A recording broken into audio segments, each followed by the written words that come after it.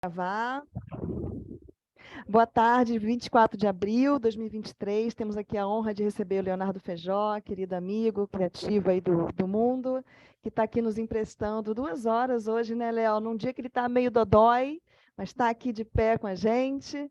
Não vai deixar, né, de dar aí essa sua contribuição a partir dessa bagagem tão grande, pesada que ele tem nesse campo da economia criativa, do entretenimento, da música, que é um tema tão caro para ele que eu sei. E que ele vem aí também desenrolando pela Europa, depois que nos abandonou aqui, mas nunca deixa de vir, né? E sempre gosta de um convite para ter uma desculpa para vir aqui nos brindar. Ele é autor de um monte de livro bacana, mas deixa eu ler bonitinho aqui para ficar mais legal, né, gente? Ele é empreendedor, serial empreendedor, inclusive, jornalista, mestre em empreendedorismo criativo, com ênfase na indústria da música, pela Goldsmiths, lá da Universidade de Londres, e apaixonado por a gente, pelo Brasil, mas pela música e pelas ações de impacto cultural, urbano e social. Ele foi subsecretário de Cultura do Governo do Estado do Rio de Janeiro, sorte nossa.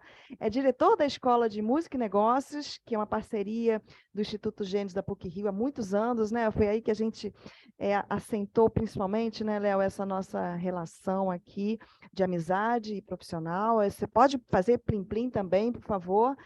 Tem mais de 10 anos essa escola de música e negócios. Criou o espaço Teatro Odisseia, Cinematec, Casa da Matriz. Quem é do Rio de Janeiro conhece essas casas, de quem está na pista e quem não está na pista, mas sempre boas casas. Teve quase 10 casas noturnas no Rio de Janeiro e ressignificou bairros, né, como Rio de Janeiro, como Botafogo, o Maitá e o centro da cidade, revitalizando com muita energia e fazendo conexão de atores, então, muito bacana isso aí. E a convite da British Council foi ao Reino Unido em 2012 e também em 2018, fazer rodadas, fazer oficinas e rodadas de negócio em apoio ao ecossistema britânico. Visitou e visita, né, feiras de música, e lançou o livro Diversidade na Indústria, o último dele, né, Diversidade na Indústria do Brasil, da música no Brasil. Eu tenho ele aqui, vou botar aqui também a divulgação pela editora Dialética, e publicou o livro Rio Cultura da Noite, né, com a editora Leia e com um amigo dele, Marcos Wagner.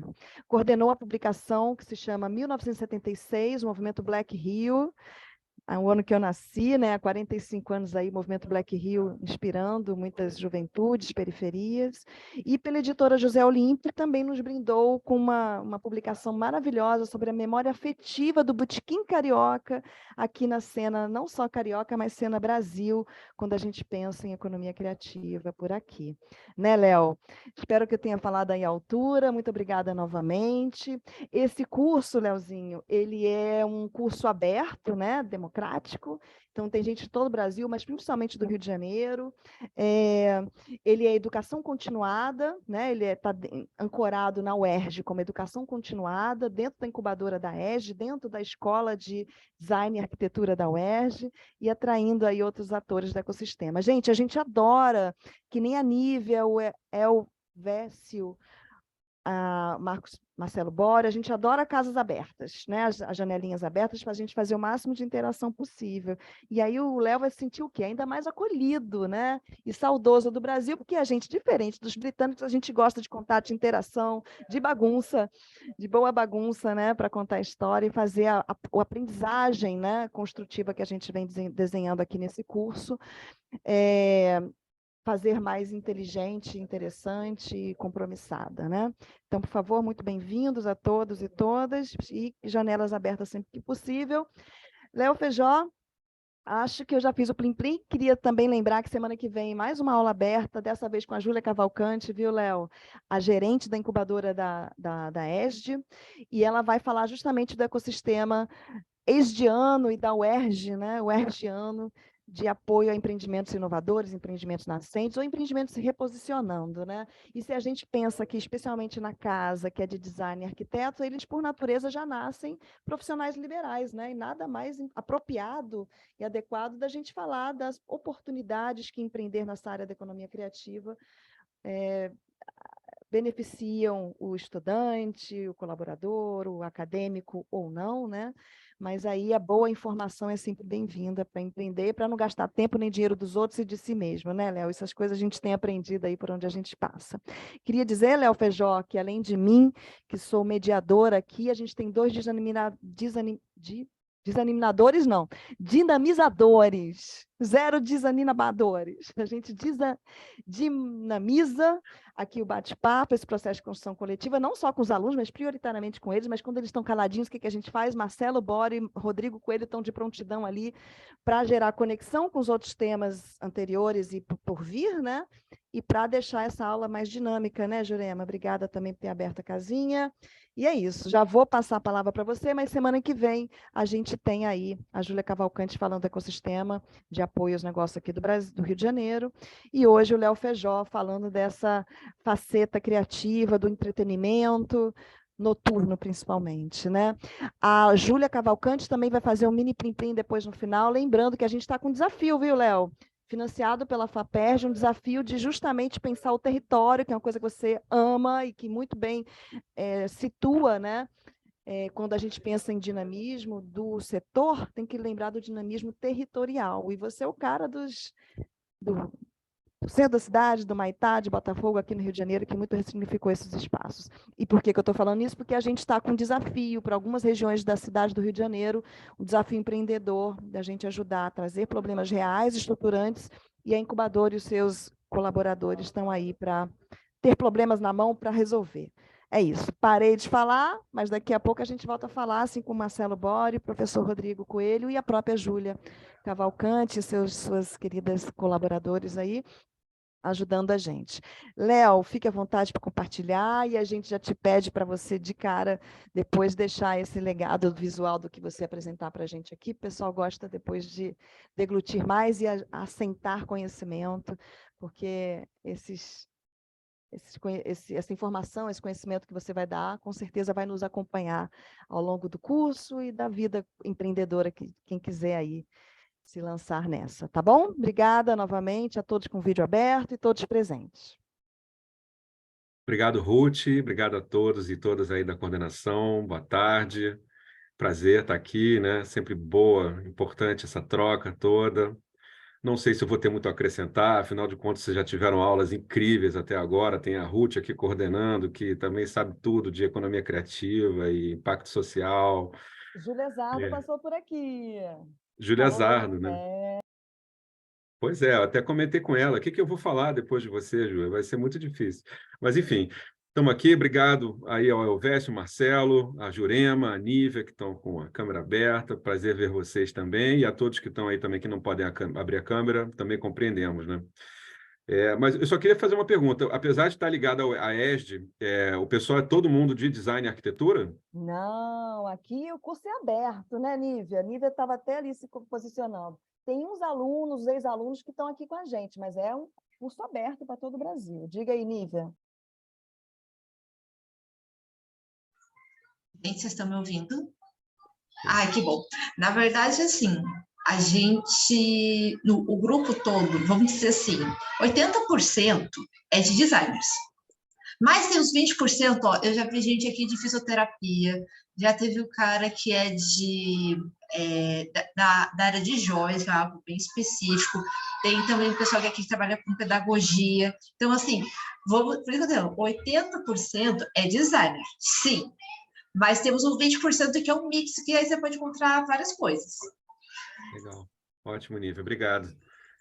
E a gente está falando de inovação, se aplica, né, a qualquer setor, na verdade, né? A gente está falando de criatividade, enfim, colaboração, associativismo, né? Então vamos nessa. Eu vou compartilhar aqui, então, a minha tela. Depois posso mandar, sim, o PDF para a Ruth, né? E ela divide com vocês, ou para a Júlia Cavalcante. Léo, enquanto isso você está posicionando, a gente, como dever de casa, passou para eles verem alguns cases, estudarem alguns casos, né? Tanto o Circo do Soleil, quanto o Spotify, que está com um documentário na Netflix, né? Como mini vídeos que a gente tem recolhido aí para fazer um repertório. E lá, por exemplo, está o vídeo do Queremos, dentre outros. Então, só para você saber que eles também estão estudando nas horas vagas, acho bom, né, gente? Porque só isso aqui não é suficiente. Mas vamos lá, Léo. Muito bom. A gente pode discutir esse caso do Queremos mais à frente aqui, que a gente vai falar de indústria da música também, tem outros casos, tem tudo a ver com essa história também. Né? Então, obrigado mais uma vez. Vamos conversar um pouquinho aqui hoje sobre economia criativa e economia do entretenimento. Quero começar dizendo que sempre é a hora de inovar, né? E na história a gente tem exemplos aí de pessoas que acharam que tudo já tinha sido inventado, mas, na verdade, a gente sabe que não foi bem assim. Essa foi uma frase do Charles Duell, lá, comissário do Escritório de Patentes dos Estados Unidos, em 1899. Ele disse assim, tudo que podia ser inventado já foi inventado. Né? Ele já achou, não, já registraram tudo aqui com a gente, não tem mais nada para inventar. E a gente viu o que aconteceu, né, um século depois. Agora a gente está discutindo aqui inteligência artificial, né, NFT, blockchain, metaverso, uma série de coisas que estão aí no dia a dia da vida, né? E já já tem aplicação prática na sua vida mesmo, profissional, no seu negócio, né? Então, a Ruth já me apresentou aí fantasticamente, né? Fica até mais elegante quando a Ruth apresenta, né? Mas é isso, comecei no jornalismo, mas já vi que eu queria ser empreendedor mesmo, cultural, tinha essa ideia de um espaço cultural, de, né, uma ambiência que você tivesse artistas, o público circulando ali, e comecei a fazer isso rapidamente. E entendi também que o associativismo era fundamental para que esses pequenos e médios negócios sobrevivessem, né? Porque você não tem voz sozinho, mas quando você junta um monte de gente, né, que está fazendo mais ou menos a mesma coisa ou está no mesmo território, você tem um diálogo melhor com o poder público, né, enfim, com eventuais patrocinadores, né, com o público também, né, o consumidor final. Então, comecei a criar polos, né, de cultura, de gastronomia, primeiro em Botafogo, como a Ruth já falou, depois fui para Lapa, fiz um trabalho no Meier também, que me dá muito orgulho, né, lá a partir do Imperator, né, enfim, como gerou um orgulho para quem mora no Meier, né, a reabertura do Centro Cultural. Passei pelo Rio Criativo lá, enfim, na coordenação da Ruth, e aí fui trabalhar com educação, porque essa troca que acabou me levando para a educação de volta e a questão de desenvolver cursos também, né? Eu acho muito interessante compartilhar esse conhecimento, reunir outros professores, é um processo permanente de articulação, eu acho que a cultura exige isso, né? Enfim, fazer pesquisas, para compartilhar essas pesquisas. E tive uma passagem pelo poder público que foi uma experiência muito boa também, porque eu pude visitar vários municípios no estado do Rio de Janeiro que eu ainda não conhecia, né? Então, fui a todas as regiões do estado, enfim, as conferências de cultura, foi um processo muito legal.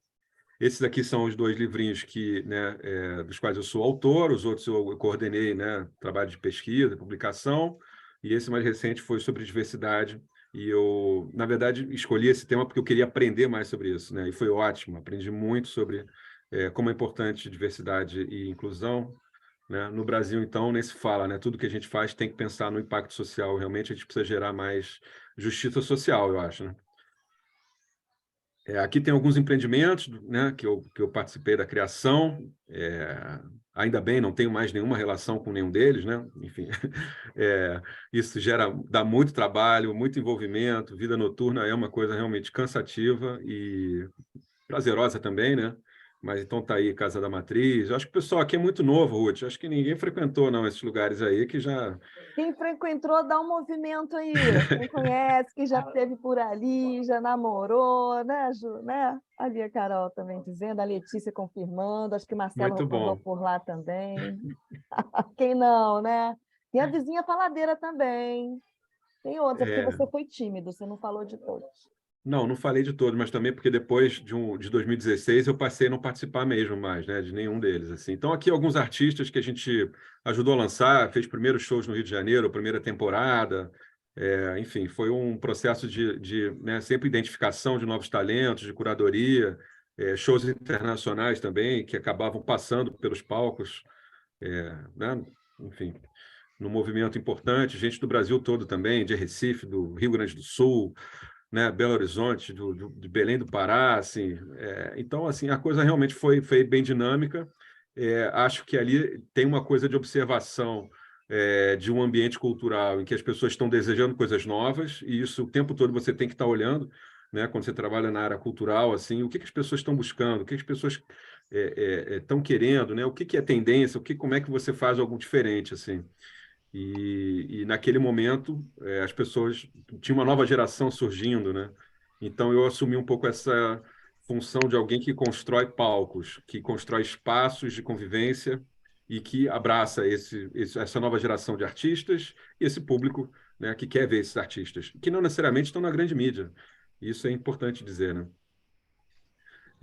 E acho que cada vez mais hoje em dia você consegue, com essa pulverização, né, essa fragmentação das mídias sociais e da forma de se comunicar, o que não é muito bom por um lado, por outro lado também é mais democrático, né? Você buscar nichos, né, e atuar nesses nichos, enfim. Aqui são alguns parceiros da escola, né? Tem poder público, tem várias empresas da música também. E aí eu entro aqui no nosso tema de hoje, que é economia criativa, né? E eu queria talvez perguntar aqui se alguém gostaria de tentar dar uma definição. O que é economia criativa? Alguém gostaria de abrir o microfone aí? Porque a gente ouve falar de Sem medo economia de errar, criativa. né, gente? Oi? Sem medo de errar, né, Sem Leozinho? A medo de gente aqui errar, está junto claro. para construir. Enfim, na tela seguinte eu tenho aqui uma definição da UNCTAD, né, das Nações Unidas, que é a definição que, né, é muito utilizada no meio acadêmico, de pesquisa e tudo, né? Mas porque a Pode gente abrir ouve o falar muito áudio. de quê, Ruth? Desculpa, Leozinho. Pode abrir o áudio para interagir aí, viu, gente? Pode, galera. Vamos lá. Vai, Nívia.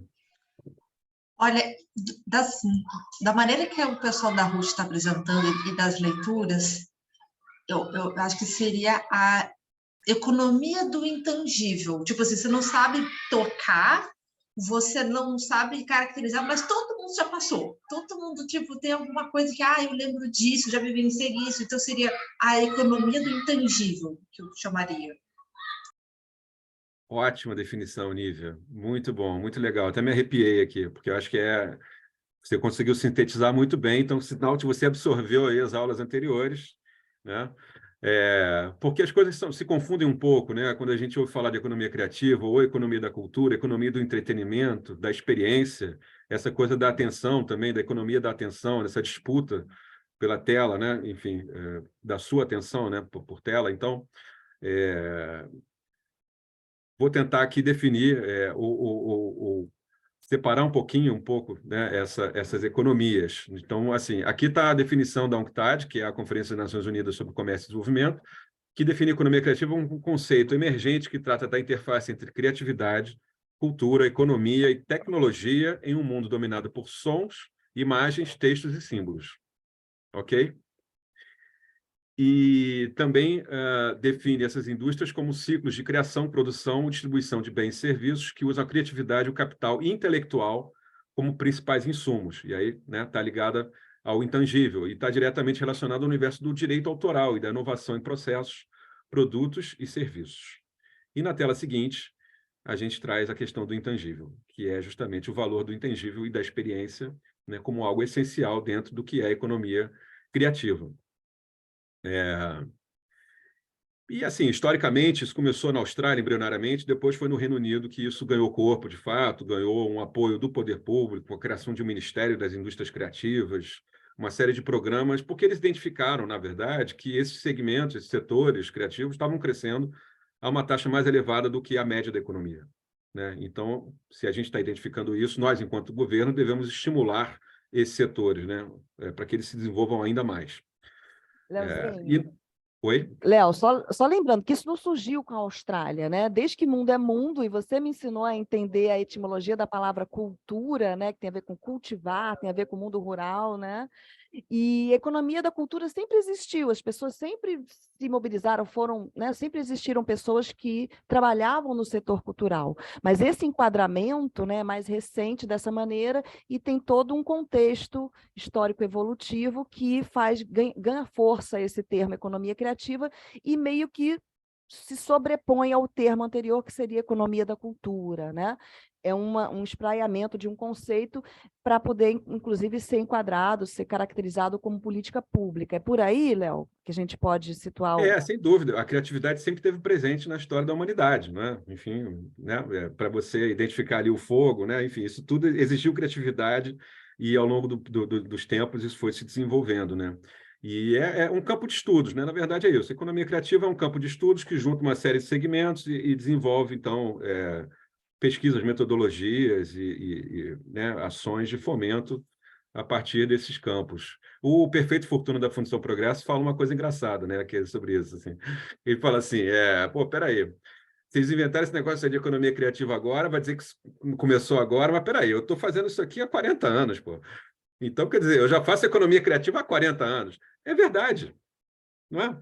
Então, é óbvio que isso não surgiu agora, né? Não surgiu nos últimos 20 anos, mas o que surgiu, sim, foi uma identificação de setores, né? Da junção de alguns setores que fariam sentido, né? Do ponto de vista da criatividade, da criação, né?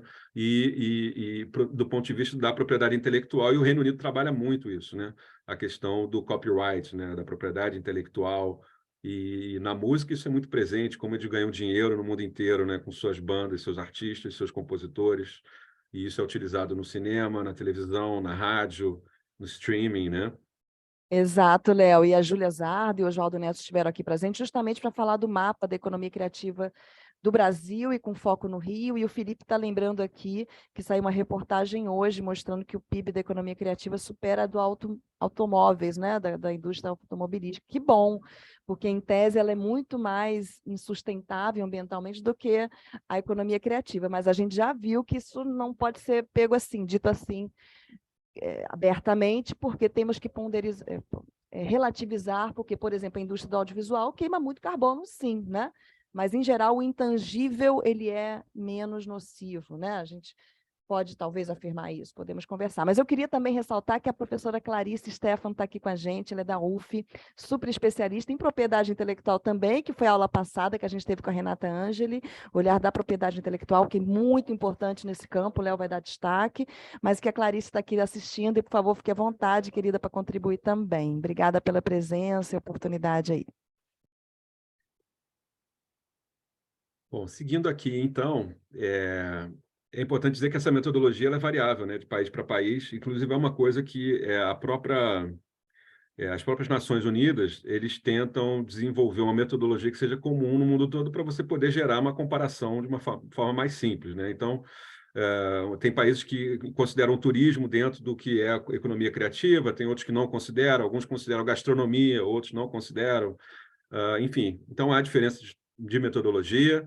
Eu listei aqui o que se convencionou no estado do Rio de Janeiro a entender como economia criativa, né? São esses setores aqui, enfim, da música, das artes cênicas, cinema, publicidade, arquitetura, né? Artes e antiguidades, artesanato, moda, design, software em geral e games também, super importante, televisão, rádio, e aí tem áreas periféricas, né? Como turismo, hotelaria, museus, galerias de arte e gastronomia.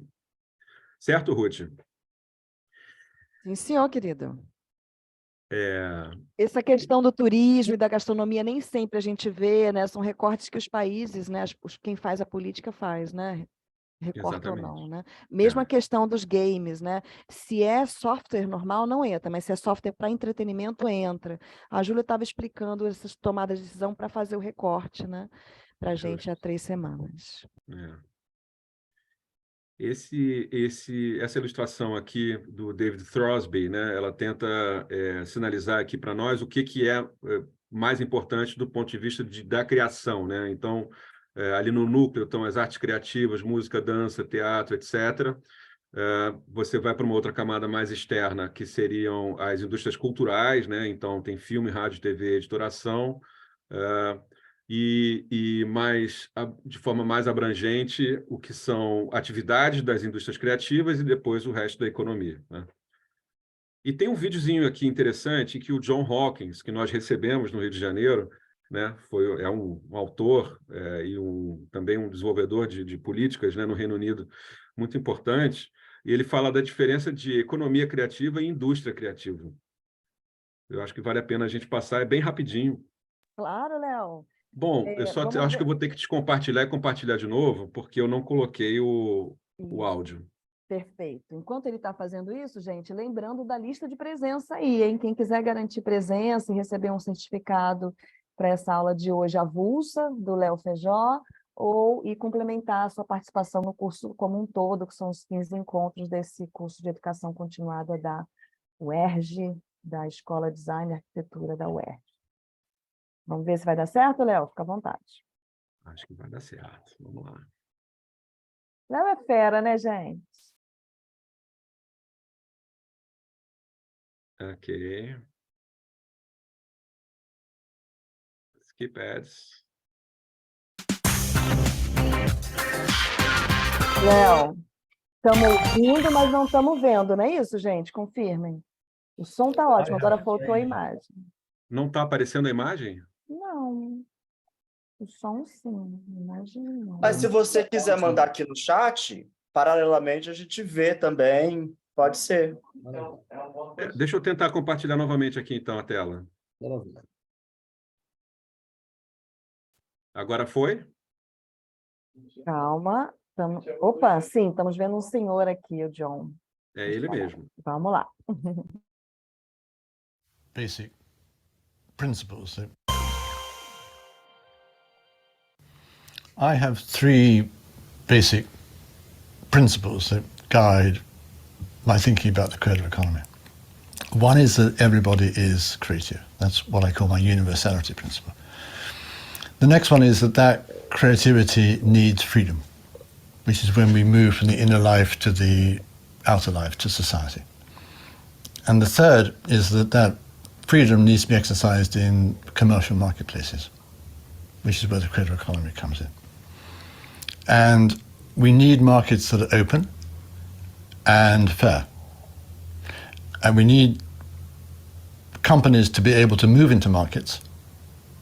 They need to be started up, they need to be properly financed, they need to have access to skills, and they need to be able to sell in the markets. The question of what makes an efficient market in ideas is something that economists haven't really worked out yet. And it's a problem. They are still thinking in terms of old-fashioned, conventional microeconomic theory. We all know that doesn't work. We all know that the world has changed. But economists have not really, they're trying, but they haven't really managed to come up with a set of theories that recognized reality. So it's a problem. And we have many companies in this country who are not operating in fair markets. The creative economy, I always use the word economy, not industry, because it's about producing and it's about selling. The phrase creative industries is too much about production and not enough about selling.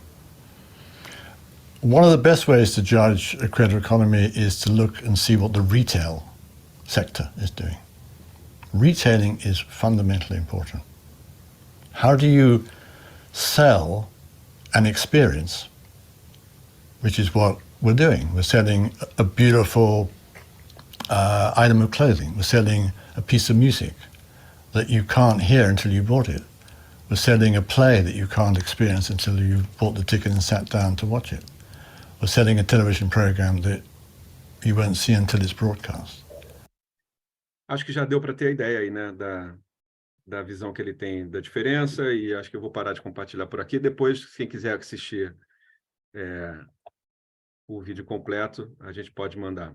Léo, essa estreiteza da visão não é só do economista, não, tá? Agora eu sou economista, estou aqui reclamando com você. Tem muitos engenheiros, muitos administradores, né? É a academia como um todo que tem uma versão míope, e eu sou míope, desculpa aí o capacitismo, desses modelos, né? Muito subjetivos e pouco tangíveis na vida real. Sabia que a Ruth ia reclamar que ele estava criticando aqui os economistas, mas falando sério, é isso, e ele falou muito bem essa questão da experiência, quer dizer, você está vendendo uma experiência, né? A gente já falou disso aqui mais cedo, na economia da experiência. Você vai a um festival de música, não é só o show que está acontecendo ali, não é? É toda a experiência que você tem e aquilo fica gravado na sua memória, né? Então, a música também tem essa capacidade, e um evento, né, também, normalmente, essa capacidade de deixar gravada essa memória daquilo que você vivenciou. Deixa eu ver se eu continuo. Está aparecendo a telinha para vocês aí, né? Sim, está. Bom, aqui vocês acabaram de comentar sobre essa comparação, né? Alguém aí na sala, no chat, e há vários estudos nesse sentido, né? Esse aqui é um da Fundação Getúlio Vargas, por exemplo, que mostra realmente que, aqui falando de economia da cultura, eles estão comparando com fármacos, veículos e eletrônicos, né? Então, o retorno para a sociedade, né? O valor é muito maior dentro da cultura do que nesses outros segmentos. mas você pensa, e os subsídios que são oferecidos, né, normalmente para a indústria automotiva ou para os eletroeletrônicos, será que são os mesmos subsídios que são oferecidos para a área cultural, né, ou para os setores criativos, né, de uma maneira mais ampla? É claro que esse novo governo agora tem um outro discurso, né, e a gente está vendo o Ministério da Cultura, né, novamente investindo, e a gente entende que, por exemplo, o audiovisual vai conseguir crescer mais esse ano, e outros segmentos também. Mas é fato que o setor cultural e criativo ele é muito mais importante, na verdade, do que outros setores, no sentido, né, econômico, claro, né, estou falando.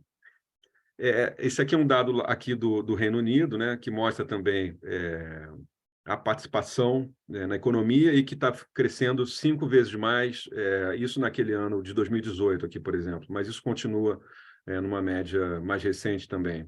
Então, de 5 a 6 vezes, esses setores criativos crescem mais do que o restante da economia.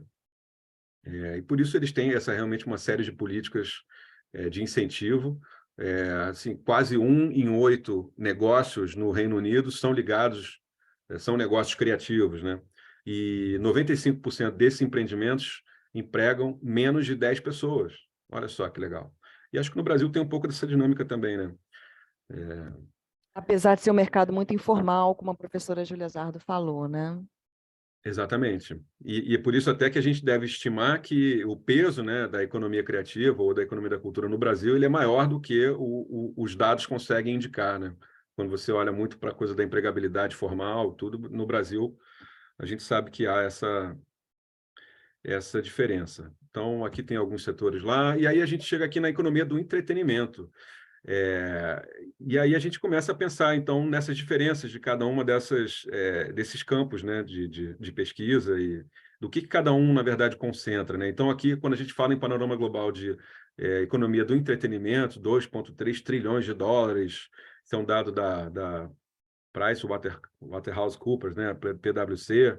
Então, eles estão falando de música ao vivo gravada, streaming, filmes, games, programas de televisão, copyright, publicidade, mídia, radiodifusão, publicação de livros, serviços e produtos auxiliares. Mas eles não estão falando de outros setores, por exemplo, que se considera, né, na economia criativa.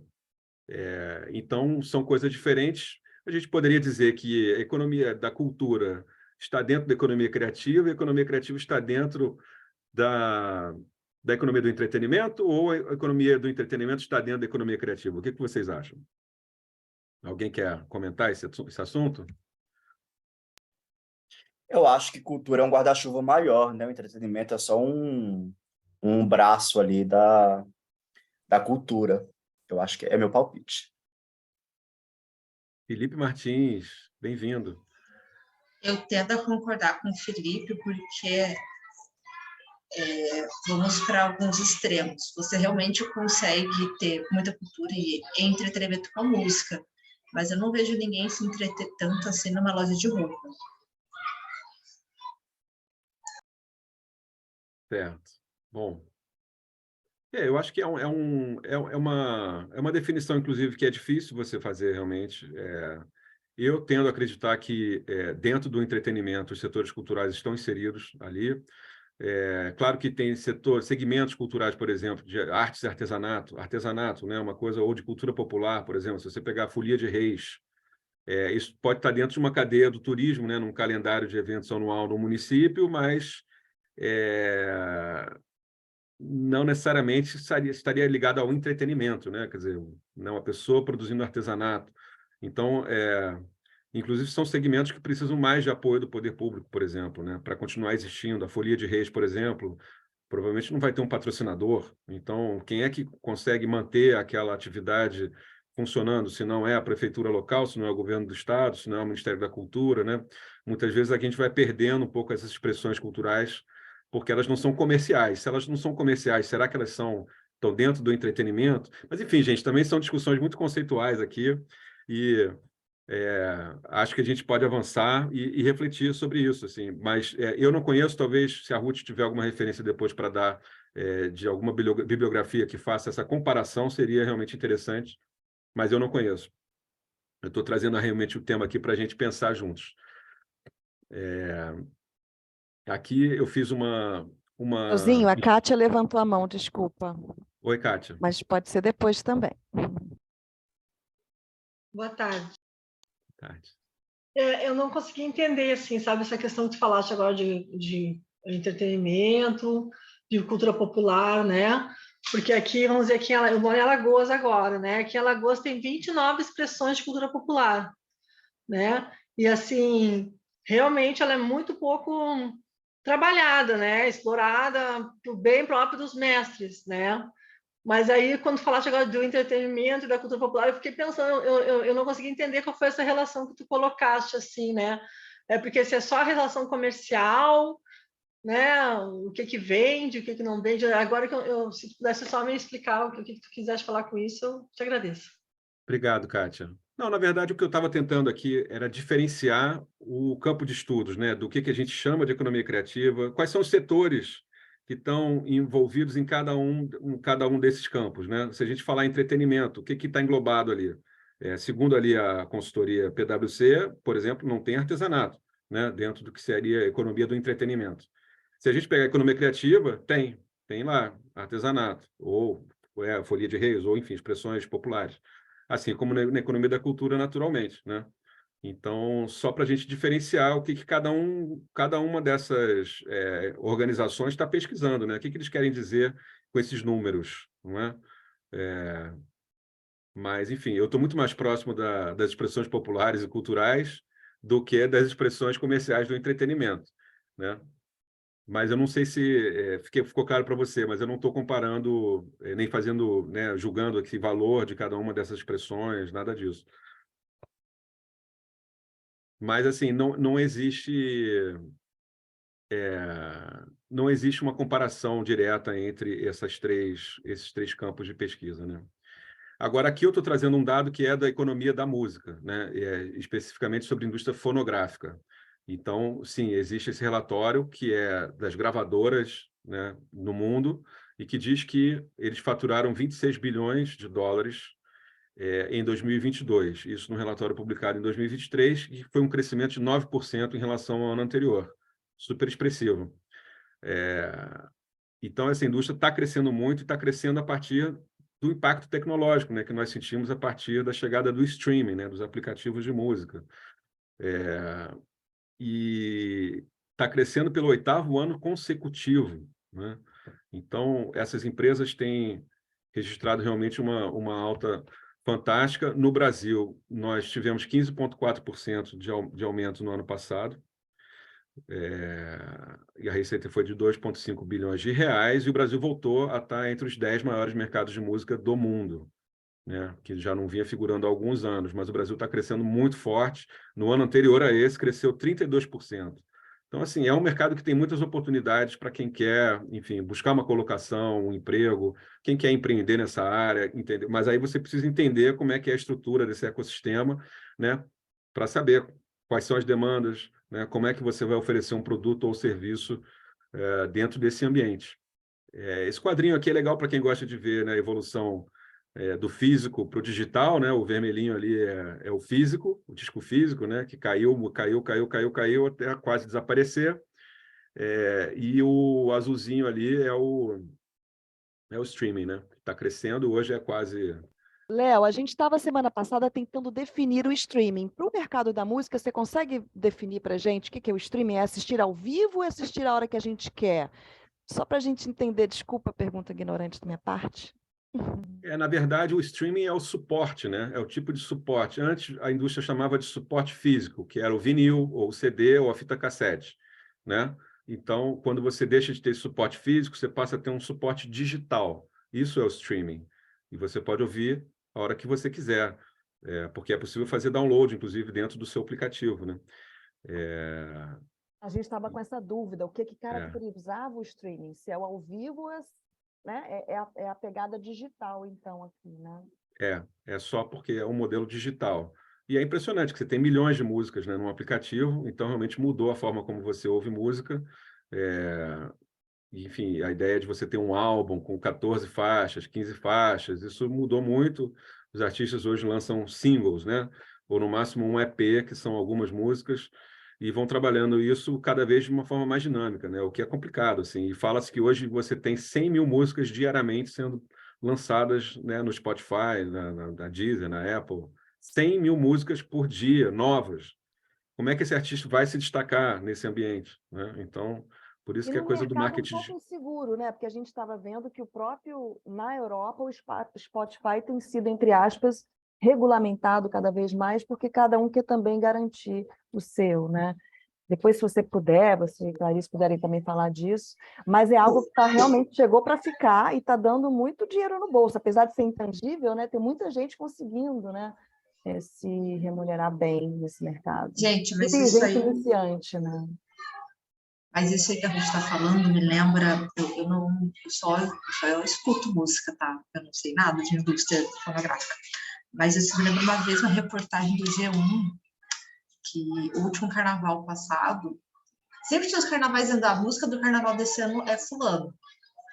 E desse ano, o próprio Jornal G1 disse que foi a música do Léo Santana. Aí fizeram uma entrevista com ele, e a notícia falava assim, hoje em dia tá tão difícil cravar qual vai ser a música do carnaval, que o caso do Léo Santana virou destaque, porque foi uma música que ele lançou em novembro do ano passado, ele não fez nenhum investimento e o público abraçou com a música do carnaval. Eu estou citando isso porque, por mais que eu não acompanhe a indústria fonográfica, volta e meia vejo uma notícia falando assim, hoje você não tem mais aquela fórmula do sucesso. Nívia, de fato, é impossível prever, né? E essa é uma característica desse mercado complexo, que é o mercado da indústria da música, em que você não consegue prever realmente se uma música vai virar hit ou não. Às vezes a gravadora faz um investimento pesado numa música e ela não acontece. E às vezes alguém coloca no TikTok e aquilo viraliza e acaba virando o hit do carnaval, né? Como você falou aí. Então, são processos um pouco difíceis de prever, né? É bastante imprevisível. Kátia levantou a mãozinha. Eu ia citar o TikTok de novo, né? Qual a influência do TikTok sobre tudo isso, né? Eu vou falar sobre o TikTok, mas é a questão da internet mais uma vez, né? Porque, assim, melhor música que seja, melhor filme que seja, melhor trabalho que a gente tenha, né? Mas, assim, se faz uma dancinha no TikTok com uma música, né? Então, ganhou, né? Eu já falei na aula passada sobre o Oscar, né? Que os Daniels falaram, né? Sobre a questão, né? De levar um ano para fazer um filme e fazer um videoclipe, né? Que é o que eles ganhavam sempre dinheiro. Então, assim, até que ponto a economia criativa está sendo refém até dessas questões também, né? Do TikTok, porque as minhas filhas estão escutando músicas que quando eu escutava nos anos 90, agora pelo TikTok, dos anos 80, dos anos 70, às vezes ela traz uma musiquinha, mas de onde é que tu escutou? Ah, no TikTok. Aí eu disse, então olha aqui, ó, elas gostam muito disso. Então vamos ver como é que a gente vai fazer com esse TikTok aí para poder fazer sucesso. Né? Então, assim, até que ponto o Leonardo está, eu vou dizer até a palavra refém, sabe? Porque, assim, está muito complicado, né? Porque a gente trabalha, produz, pensa, quer fazer um trabalho legal, bonito, né? Investe, e aí eles vão ali no meio da rua, faz a dancinha com a música e acabou com tudo. Obrigada. É verdade. Kátia, você tem toda a razão. Ficamos reféns mesmo dessas plataformas e acho que o processo de curadoria mudou, né? Assim como a sua filha, enfim, outras pessoas mais novas também, não tem aquele filtro que antigamente nós tínhamos, né? De um jornal, de uma revista, de uma rádio, Você tinha referências, na verdade, né? Que iam construindo um pouco esse hábito e esse gosto, né? E hoje esse gosto ele é impulsionado pelo algoritmo. É o algoritmo do TikTok, é o algoritmo do Spotify, é ele que vai dizer o que você deve ouvir da próxima vez. Olha, é uma loucura isso, né? Inclusive, na pesquisa que eu publiquei, indicado lá que há uma questão também de gênero no Spotify, né? E no algoritmo em geral, assim, porque só 25% das músicas indicadas pelo algoritmo eram de cantoras e 75% de cantores. Então, já há um desequilíbrio no próprio algoritmo, né? Quem é que desenha esse algoritmo, né? Tem que pensar nisso. Então, o TikTok realmente ficou muito influente. Ele pode ser decisivo, né, numa carreira artística, por exemplo. E é muito louco realmente isso. Muito louco que você dependa de uma ferramenta que é imprevisível, né, também, para conseguir esse sucesso. Né? O que é sucesso também? O sucesso pode ser só viver de música, né? Pode ser ter uma renda de 20 mil por mês, não precisa também todo mundo ser a Anitta, né? Ou todo mundo ser o Chico Buarque, vamos citar o Chico Buarque aqui, porque ele ganhou o prêmio Camões ontem, né? Ou hoje, das mãos do presidente Lula, e depois de 4 anos esperando, né? Mas enfim, é isso. É um novo mundo, é um mundo da era digital, né? Como se fala, e todo mundo tem que aprender um pouco de como funcionam essas ferramentas, mas há críticas também em relação a isso. Ruth estava falando, está gerando muito dinheiro, então tem gente ganhando dinheiro. Tem gente ganhando dinheiro, especialmente as multinacionais, porém só 10% dos artistas que estão no top tem, os 10% lá é que realmente ganham dinheiro. Né? Todos os outros precisam ter 1 milhão de plays, 2 milhões de plays. Então, um artista iniciante vai demorar quanto tempo para conseguir uma renda estável, né, a partir disso? É complicado. E só assim, uma questão só. Então, assim, a gente que gosta, que vive, que gosta da economia criativa, né? Gosta muito. Então, a gente tem que estar cada vez mais influente também, fluente nessa linguagem também da internet, tu acha? Acho que é fundamental. Infelizmente, digo eu, assim, não há como fugir. Acho que para qualquer negócio, ou quase qualquer negócio hoje, você precisa trabalhar marketing digital, tá nas mídias sociais. Enfim, os consultores sempre falam isso, né? Olha, tem que fazer vídeo sim, dia não, ou todo dia, você tem que estar presente, né, o tempo inteiro. E é um pouco... o músico falou isso outro dia, né, o Suricato, né? Ele deu uma declaração dizendo que estava encerrando a atividade da banda dele por conta dessa pressão toda de você estar muito mais ter que estar presente nessas mídias sociais do que, de fato, criando, compondo, gravando, tocando, né? Quer dizer, a Letícia Torres lá também está com uma mãozinha levantada. Ok, tá dando para me ouvir? Sim. Oi, eu sou o André. Eu tô com a Letícia. Tem uma muda nome. Não preciso não. Então, meio que você já falou o que eu estava levantando a mão para falar, né? Mas eu acho que dá para entrar nisso talvez um pouco mais fundo. Porque aí tá queda e recuperação. Peraí, tem algo na frente? Fonográfica. Queda e recuperação graças ao streaming. Aí a minha colocação seria apenas de apontar que antes de você ter dito assim, que é vantajoso para um recorte específico, eu ia fazer a colocação de graças ao streaming para quem? Porque só essa colocação de graças ao streaming já dá a entender de que está sendo muito positivo. E aí entra a questão, quem é a indústria fonográfica? São só quem produz? Porque os produtores que vão produzir 10, 15, 20, 50 artistas, um produtor musical, que faz parte da parte da criatividade da música, junto com os artistas, às vezes nenhum artista que faz, às vezes um produtor faz tudo, eu imagino que tá compensando muito mais ser um produtor do que um músico na indústria da música ultimamente. Porque eles vão estar com tentáculos em vários artistas. Então, assim, em relação a todos os outros artistas que fazem parte disso tudo e que vão depender dos shows, que também vão fazer parte dessa indústria fonográfica, mas que sem a venda dos CDs como havia antigamente, hoje em dia vinil está sendo mais popular do que CD, né? A venda de vinil aumentou em relação à venda de CD player. Tem artista dizendo por aí que não paga conta de nada. Tá? Estar no Spotify não paga conta nenhuma. Então isso fica meio complicado. Tem que entender quem é a indústria fonográfica e graças ao streaming para quem. Era essa a colocação que eu ia fazer. André, quer completar, Letícia, não? Não. Não, você tem toda a razão, eu acho. E graças ao streaming, no sentido de que a indústria, eles estavam decretando falência, né? Por conta do Napster, enfim, dos aplicativos e softwares de compartilhamento de música na internet. Alguns de vocês talvez lembrem disso.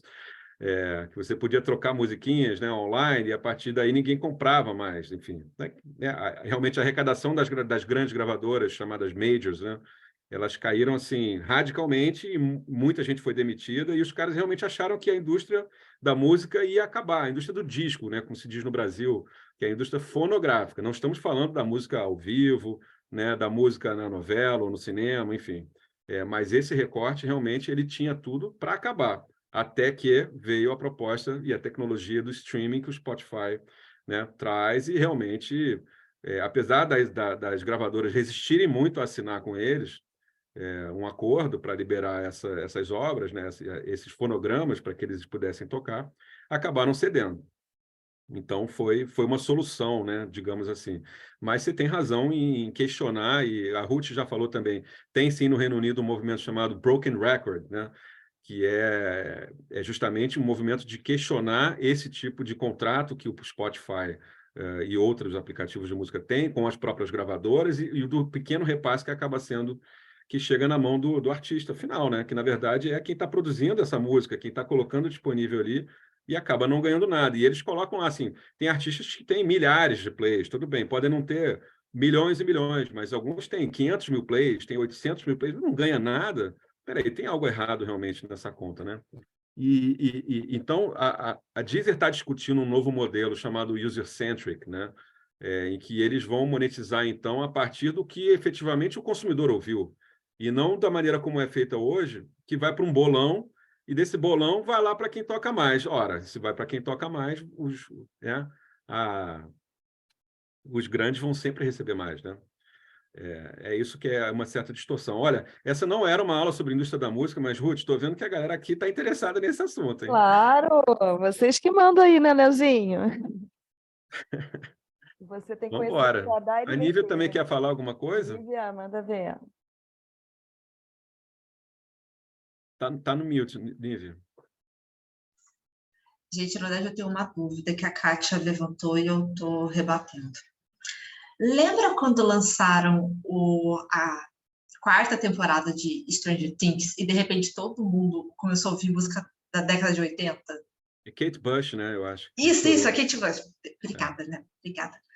Isso não seria um ponto positivo, assim, um salto tipo, legal, alguém usou aquela música num filme, numa série, e isso reverteu para artista? Isso não seria, tipo assim, estrategicamente dentro da indústria da música, isso não seria assim, estamos usando bem a produção audiovisual, estamos usando bem a parte de mídia, e agora a gente está revertendo isso em mais música. Não sei, deu para entender? Deu para entender. Eu acho que é um fenômeno muito interessante, né, que a indústria classifica como catálogo. Então, esse fonograma da Kate Bush, ele é o fonograma que está lá no catálogo dessa gravadora, né, e que ninguém está ouvindo mais, não está tocando na rádio, de repente vai uma série da Netflix e coloca na trilha sonora e o lance explode. É legal porque aquilo que a gente estava falando antes, né, esse jovem de 16 anos ou 18, de repente não ouve mais rádio, ele não troca discos de vinil com ninguém, ele não tem outras referências, de repente tem uma referência legal do streaming de vídeo, e tem lá essa música que ele vai descobrir novos artistas. Então, eu acho que é positivo, né, nesse caso. E complementando, assim, em termos de estratégia também, essas grandes gravadoras todas têm departamentos fortíssimos de catálogo, porque é uma coisa que gera muita receita para eles, né? Se você pensar bem, quando você usa isso na publicidade, toda hora você vê músicas antigas, né, sendo utilizadas para uma nova campanha, ou mesmo em outras séries, em filmes, enfim. Então, eles faturam bastante com isso. E queria completar uma coisa também, mais cedo, que o André estava falando, né? A coisa do streaming para a carreira do artista. Então, diante disso tudo que a gente está falando, o artista não pode ficar dependendo só dessas DSPs, né, que são os aplicativos, né, os Digital Service Providers, né, é o termo em inglês que se usa para essas empresas. Tem que fazer show, né, tem que se preocupar com a sincronização com o audiovisual, que é justamente onde esse dinheiro todo aí está, né? Então, alguém vai precisar de trilha sonora. Como é que você consegue encaixar sua música num novo filme que vai ser lançado, ou numa série, ou numa novela? Né? Claro, o sonho de todo mundo é fazer uma música que está na abertura da novela, aquilo, Olha, isso gera mais ou menos R$500 mil. Isso é um dado que eu tenho de 3 anos atrás, assim. R$500 mil se a sua música for para a abertura da novela, tá? Então, tem compositores e tem artistas que vivem muito focados nessa história, desse segmento, né? Da sincronização com o audiovisual. Isso é super importante. E a Júlia Cavalcante também está com a mãozinha levantada. Rapidamente, Léo, vamos te ver novamente. Só porque levantou o debate sobre algo que eu vi recentemente, uma discussão muito interessante também nas mídias sociais, sobre essa questão do streaming, né? E comparando com o modelo das locadoras de filme, mais focado aí no audiovisual que eu estou falando. Né? Como que essa história dos catálogos, né? Desse armazenamento que está sumindo, vamos dizer, entre aspas, porque a gente fica suscetível, na verdade, a esses novos filmes que vão aparecendo, a curadoria das plataformas de streaming, né? E esses filmes antigos, né? Não estão mais tão acessíveis assim, né? Quanto estavam na época das locadoras. Então, também é uma discussão interessante aí sobre essa mudança no modelo de negócio, né? E também a proposta, o que gera de valor para o consumidor. Né? É verdade, Júlia, porque empresas como a Netflix passaram a produzir seu próprio conteúdo, né? Justamente para não ter que comprar o conteúdo de ninguém, né? Dos grandes estúdios lá de Hollywood, né? Então, era economicamente mais interessante para eles. E aí a Amazon faz a mesma coisa, enfim. Tem alguns filmes, né? Tem alguns clássicos que estão lá, né? Mas são poucos realmente, muito menos do que tinha ali na Cavide, no Maitá, da Cobal, não sei quem lembra de quem ia lá. Mas era fantástico, uma geração inteira, né? Educou, né, o olhar para o cinema, assistindo aqueles clássicos ali todos. E realmente é outra coisa também que se perde um pouco, assim. Agora, tem alguns serviços de assinatura, como o British Film Institute, BFI ou BFI, que tem vários filmes clássicos. Você paga também a um valor pequeno, é acessível mensalmente, e no streaming você pode assistir. Mas é isso, foge do que é o mais comercial, né? Foge das plataformas com mais assinantes, né? Tudo isso. E aí você vai perdendo essa difusão, né? Dessa cultura cinematográfica, enfim, tudo isso.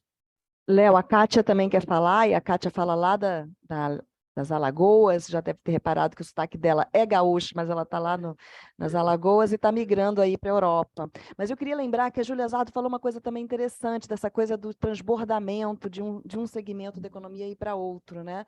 Ela relatou que os industriais da área moveleira, né, de fabricação de móveis antigos, ou da área mesmo de antiguidade de móveis aqui no Rio de Janeiro, se vangloriou. Tá super vendendo bastante para a China depois do lançamento do filme da Nise, O Coração da Loucura, né, com a Glória Pires, com a história da Nise de Oliveira, da questão manicomial no Brasil. E por causa dos móveis antigos no Brasil, antigo Brasil, naquela época fez uma alta de compras dos móveis antigos por parte de alguns agentes na China.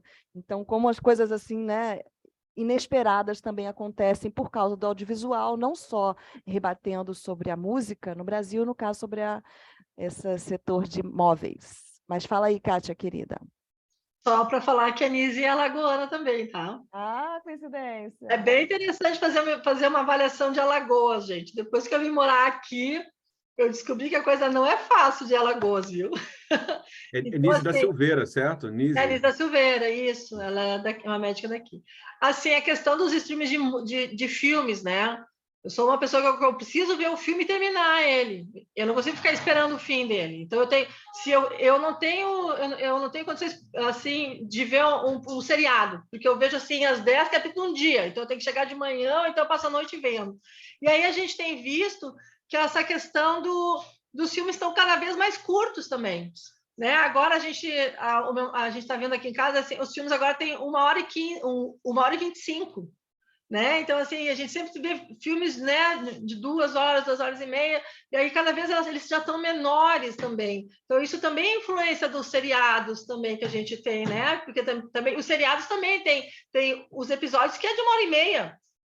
Aí eu não tenho condições psicológicas, porque daí eu vejo 1h30, quando eu vejo não terminou, daí eu tenho que ver uma outra, né? Então eu fico me controlando muito. Então isso também tem grande influência, né? Porque até os filmes, né, também são pequenas histórias, agora os filmes já são contos, né? Então, assim, tá cada vez menores as coisas. É verdade.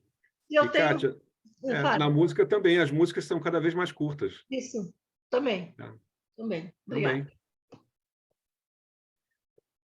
Bom, vamos avançar, porque né, já o tempo corre.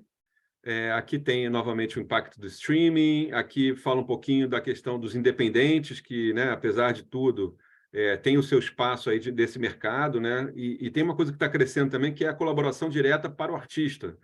Então, você pode colaborar diretamente, por exemplo, no Bandcamp, por exemplo, você vai lá e paga diretamente o artista. Não precisa, né? O próprio Spotify também tem um botãozinho lá de doação, mas eu acho que é pouco utilizado ainda. Mas isso, tem outros... de alguma maneira, tem a ver com o ECAD, né? A gente está nesse campo aí dos direitos autorais, é isso? Não, nesse caso, na verdade, tem a ver com não passar por essa questão do dinheiro do assinante, por exemplo, de um Spotify, ir para um bolo grandão e depois ele ser distribuído só para quem toca mais. Se eu estou pagando diretamente aquele artista, olha, o dinheiro vai diretamente para o bolso dele, tirando a participação, claro, daquela plataforma, que normalmente é de 15%, né? E ali fica lá e o resto vai para o artista. Essas aqui são as chamadas majors, né? As grandes, as multinacionais da música, que é Warner, Universal e Sony Music. Inclusive, a Sony comprou a Som Livre no Brasil, né? No ano retrasado. Já falamos aqui do mercado de música no Brasil, está crescendo firme, está crescendo de forma consistente. O dado do ECAD também, o ECAD, né, faz arrecadação da execução pública, de outros direitos também, então cresceu 20%. Isso aqui é um mapa aí da complexidade da indústria da música, né, do ponto de vista do artista. Você tem que interagir com serviços profissionais, né, com a questão do direito autoral, empresários artísticos normalmente também, estúdios, produtores, curadores, como é que você vai chegar no palco, no festival. Sim, é uma indústria bem complexa, realmente. Não é fácil ser artista, não é fácil ser músico, ter uma banda. Exige muita organização e muito empreendedorismo, na verdade, né? Inclusive, a divisão de tarefas dentro de uma banda também é super importante, né? O fato dos talentos serem complementares também, né?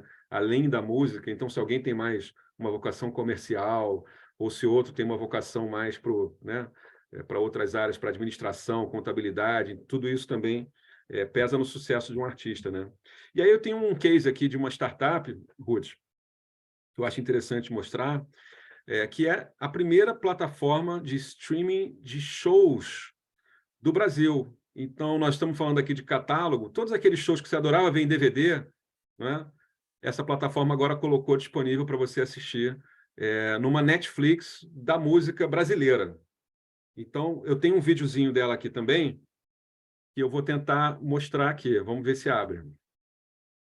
O nome dela é Maria Rita Lunardelli, o nome da plataforma é WePlay Music TV.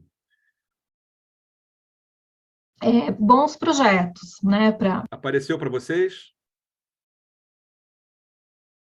Você tá no mudo, Ruth. Apareceu só o slide, o vídeo não. O som a gente ouviu, o vídeo ainda não, Léo, que nem da outra vez. Então tem que compartilhar diretamente o vídeo. Vamos lá. O Zoom dando rasteira na gente, Tudo mas bem. vai rolar. Vamos lá, Zoomzinho.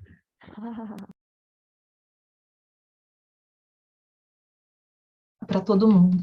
E foi o que aconteceu comigo, quer dizer, eu comecei a ter acesso Quer voltar, Léo? a umas informações que para mim foram importantíssimas para eu poder construir esse quebra-cabeça e chegar nesse modelo que eu vou contar para vocês da WePlay. E quais eram esses dados? Primeiro, que o Brasil sempre foi um dos líderes mundiais de consumo de DVDs. Mundiais, né? Então, o Brasil estava sempre no ranking daqueles mais, dos países que mais consomem, né, o DVD. Mais um dado importantíssimo, o Brasil é o país que mais consome a sua própria música, né? Muito mais do que em outros países, o brasileiro realmente ama a sua música e consome intensamente o que é produzido aqui. E com isso eu comecei a pensar, falei, puxa vida, aí foi também um pouco da minha história de vida, né? Para mim, shows sempre tiveram um significado muito grande na minha vida. Eu acho que quando eu costumava, assim, separar minha vida por décadas, e eu sempre relacionava que show que eu assisti naquele momento, e com isso eu fui segmentando, sabe? Como se fosse uma trilha sonora, assim, da minha vida. Então, show sempre teve uma relevância muito grande, e nesse momento da pandemia, não se tinha mais shows. E eu comecei a assistir na minha casa os DVDs que eu tinha de shows, né? E aí eu comecei a pensar, meu Deus, onde estão os DVDs de todo mundo? Porque o mercado físico acabou, muita gente não tem mais aparelhos de DVD, né, de reprodução, e isso me levou a algumas outras pesquisas super interessantes, que eu quero até, eu posso compartilhar aqui, Léo? É um dado que é muito, deixa eu só ver aqui como é que eu faço para compartilhar aqui com vocês. Eu não sei se vocês estão conseguindo ver a minha 9, esse número caiu para 373 mil aparelhos de DVD, o que mostra aqui que foi realmente nessa fase de transição do físico para o digital, né? Foi quando realmente o digital começou a ganhar força, e em 2019 o IBGE oficializa o fim da era dos DVDs, como um hábito, né, dos brasileiros. E isso, eu falei, mas e esse conteúdo todo que já foi produzido, que é maravilhoso, que a gente ama assistir, eu sempre gostei demais de assistir, e a gente sabe que existem aqueles que colecionavam DVDs, né? Eu era uma delas, então, assim, eu tinha uma estante lotada de DVDs, e, por sorte, ainda tinha um aparelho, mas muita gente não mais. Então, eu pensei, tá aí a grande solução.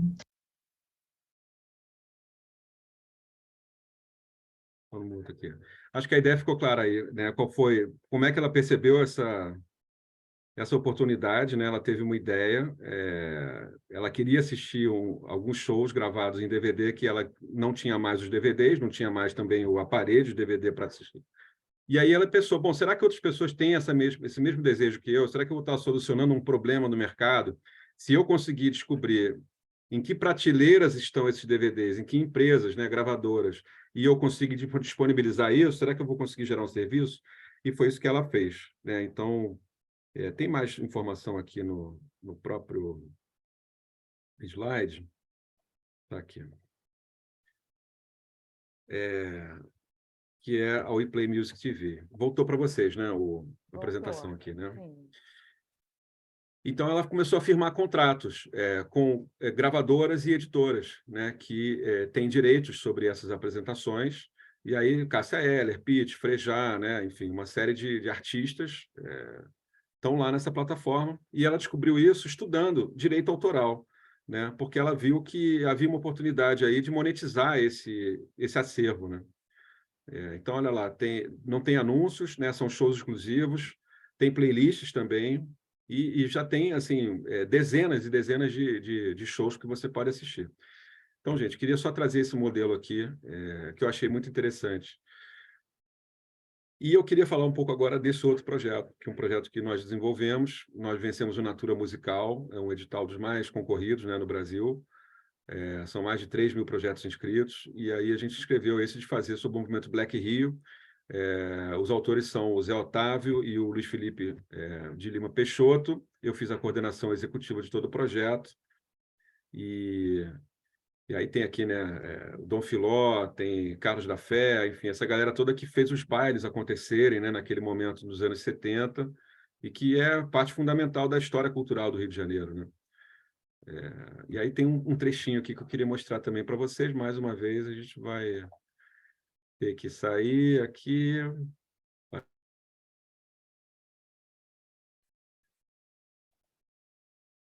Agora estou aqui. Está aparecendo para vocês?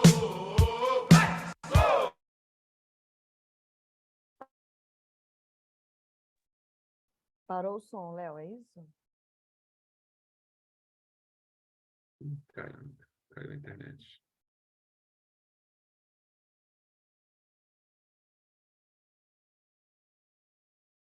Alô? Estamos aqui ouvindo. Está rodando aqui, roda, roda, roda e avisa. Rolou.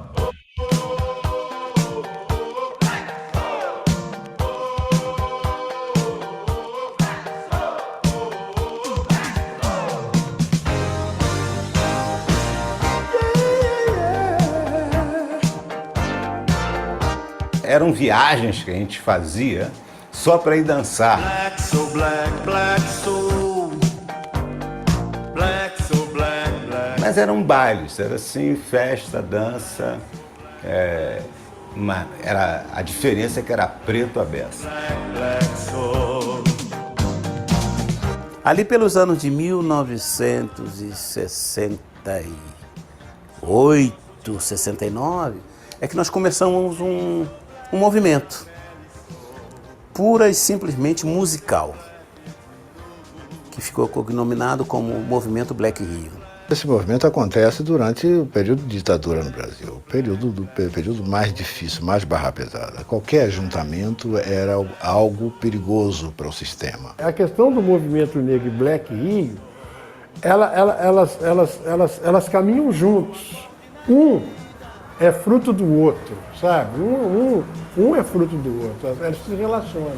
Eu sou black, balanço sou na cabeça do povo. Black, sou black, black, sou. Os nossos bailes não era para negros, era para toda e qualquer pessoa que gostasse de funk. Mas o tipo de música que nós apresentávamos se identificava mais com negros, que eram pessoas mais humildes, pessoas que não tinham mesmo para onde ir. Então iam para os nossos bailes e aproveitavam, ouviam as nossas pré-eleições. A gente fazia discurso nos bailes, a música parava, tudo parava. A gente levava uma questão mais ideológica, porque a gente achava que era importante, que havia uma coisa de que o negro estava ficando americanizado, estava imitando os americanos. Eu não tinha essa consciência, eu tinha uma parte dela. Eu tinha a coisa da minha estética, de me valorizar. Mas ainda não percebia como é que aquilo podia ser traduzido coletivamente. Quando eu chego lá no baile, eu vejo, peraí, isso aqui de uma certa forma, dá um certo conteúdo a tudo aquilo que eu tenho, que já está um pouco na minha cabeça. Gente, bate palma aí, né, gente? Produzindo mais conteúdo pra gente, relevante, Rio de Janeiro, Black People, matters muito, por favor. Obrigada, Léo. Você nunca está parado. Depois podem assistir também, quem quiser assistir completo, está lá no YouTube também. Mas é para fazer uma ligação com o que a gente está discutindo aqui de indústria do entretenimento, né? Esses bailes, eles reuniam centenas de milhares de pessoas todos os meses, né? E nos subúrbios do Rio de Janeiro. Então, assim, isso virou também uma indústria cultural. Então, vários DJs surgiram ali, equipes de som, né? Soul Grand Prix, diversas, e também surgiram inovações tecnológicas, porque eles não tinham acesso a equipamentos. Eles tinham que construir os próprios equipamentos. A coisa mesmo do mixer, que hoje, né, é tão comum, todo mundo sabe como é que é o mixerzinho ali, eles tinham que construir esses mixers. A coisa da iluminação também, de você ter aquela alternância. Então, assim, é fantástico isso para a história da cidade, e do ponto de vista racial também. Isso acabou influenciando a indústria do disco a contratar artistas negros, né? Porque eles já tinham um público ali, então eles iam vender disco. E, a partir daí, também surge, então, esse espaço, né, para esses artistas do movimento Black Rio nas gravadoras. Então, é incrível, né? Essa força empreendedora dessa galera de fazer esses bailes. E é uma pena que hoje em dia já não há muitos, né? Mas tem ali no Viaduto de Madureira, para quem está no Rio de Janeiro, tem o baile, né? O baile Charme ainda, que é uma experiência que vale a pena. Carolina? Não quer falar? Tá bom. Bom, deixa eu acelerar aqui então, Ruth. Não, é rapidinho. Eita. só porque eu estava conversando, a Júlia está aqui do meu lado, e a gente produziu um evento ano passado no Viaduto de Madureira, foi um festival, né? Vai Ter Sol, de aniversário de uma amiga nossa, e aí a gente chamou uma galera para tocar. A Júlia quase cantou lá também, que a Júlia é cantora. Olha aí, muito bom, Carolina. Júlia, depois tem que cantar também no final, hein? Vamos lá. Prepara aí. Então, depois aqui do movimento Black Rio, teve o Prêmio Noite Rio. Eu não vou mais exibir trechinhos aqui, porque senão a gente não vai conseguir finalizar, tá? Mas era também uma ideia de você valorizar esses profissionais da indústria criativa noturna da cidade do Rio. Então, o SESI Cultural nos recebeu muito bem, depois o Imperator também, né? Então, foram mais de 25 mil votos, e a ideia era um pouco valorizar essa cena, né? Esses profissionais todos que atuam nessa noite, nesse ambiente, né? Enfim, de cultura noturna na cidade. E aí, falando um pouquinho agora sobre distritos criativos, distritos culturais e place branding, tem alguns exemplos aqui, né, que vocês conhecem, I Love New York, tem esse I Amsterdam também. Na Colômbia, uma grande campanha de reposicionamento do país, né, para, enfim, avançar, enfim, mudar de ambientes em relação à questão do tráfico de drogas, né, então, e o Peru também, que tem uma marca muito forte ligada à gastronomia, né? E tudo isso tem a ver com place branding, com a marca país, a marca de uma região, de uma cidade. O fato da Espanha, por exemplo, ter levado o Museu Guggenheim para Bilbao, né? Era uma região que estava extremamente debilitada do ponto de vista econômico e, de repente, virou uma potência, uma ilha de prosperidade, né? A partir desse ícone, né? Desse equipamento cultural, enfim, um museu internacional, e aí gerou turismo, gerou hotelaria, gerou alimentação, gerou transporte, uma série de outras coisas. No Rio de Janeiro, Polo de Cultura e Entretenimento, a Lapa, enfim, sou suspeito para falar, mas, enfim, acho que a Lapa ali e seus arredores, né, Tiradentes, Cinelândia, também um pouco a Glória, tem essa capacidade, né, essa potência toda de reunir no mesmo ambiente não só música ao vivo, mas também tem escritórios, tem estúdios, tem agências, tem um ambiente criativo na Lapa, né, super importante. Então, nós lançamos essa campanha aqui em 2018, né, chamada Rio Ama Lapa, para valorizar a presença diurna no bairro, porque é um bairro muito noturno, mas de dia você não ouve música brasileira. Essa aqui é a marca da campanha, e a Lapa tem isso, tem diversidade, tem patrimônio histórico, tem música, é um destino turístico super importante, né, tem bares tradicionais, enfim, tem antiquários, tem também, como eu falei, estúdios, e a região de sede de grandes empresas. Mas, apesar disso, né, e de existir uma associação importante que é o Polo Novo Rio Antigo, ainda falta um diálogo maior com o poder público para resolver alguns problemas, né, da Lapa, inclusive dando conta de toda a dinâmica social, né, que a Lapa tem e de abraçar e acolher todos, né, enfim, e de gerar oportunidade para todo mundo. E, Léo, lembrando que é na Lapa que fica a incubadora da ESD, fica também a Escola Federal de Música, a Escola de Balé também muito importante. Então, é um burburinho muito potencial ali, né? Basta ter mais uns 3 Leonardo Fejóis aqui para a gente dinamizar e não ter para ninguém. Porque precisa sempre de uma liderança, né? Precisa de alguém que pegue para si essa vontade de dinamizar e fazer as conexões acontecerem. Olha, a ESG tem um papel fundamental aí nesse processo, hein? E pode liderar esse processo, talvez, porque justamente, né, está ali no centro do bairro, né? Então, seria realmente interessante, né? Pensar a Lapa do ponto de vista do design, né? Quer dizer, qual é a Lapa que nós queremos, né? Como vamos desenhar essa Lapa? Eu acho que a escola poderia se propor a fazer isso.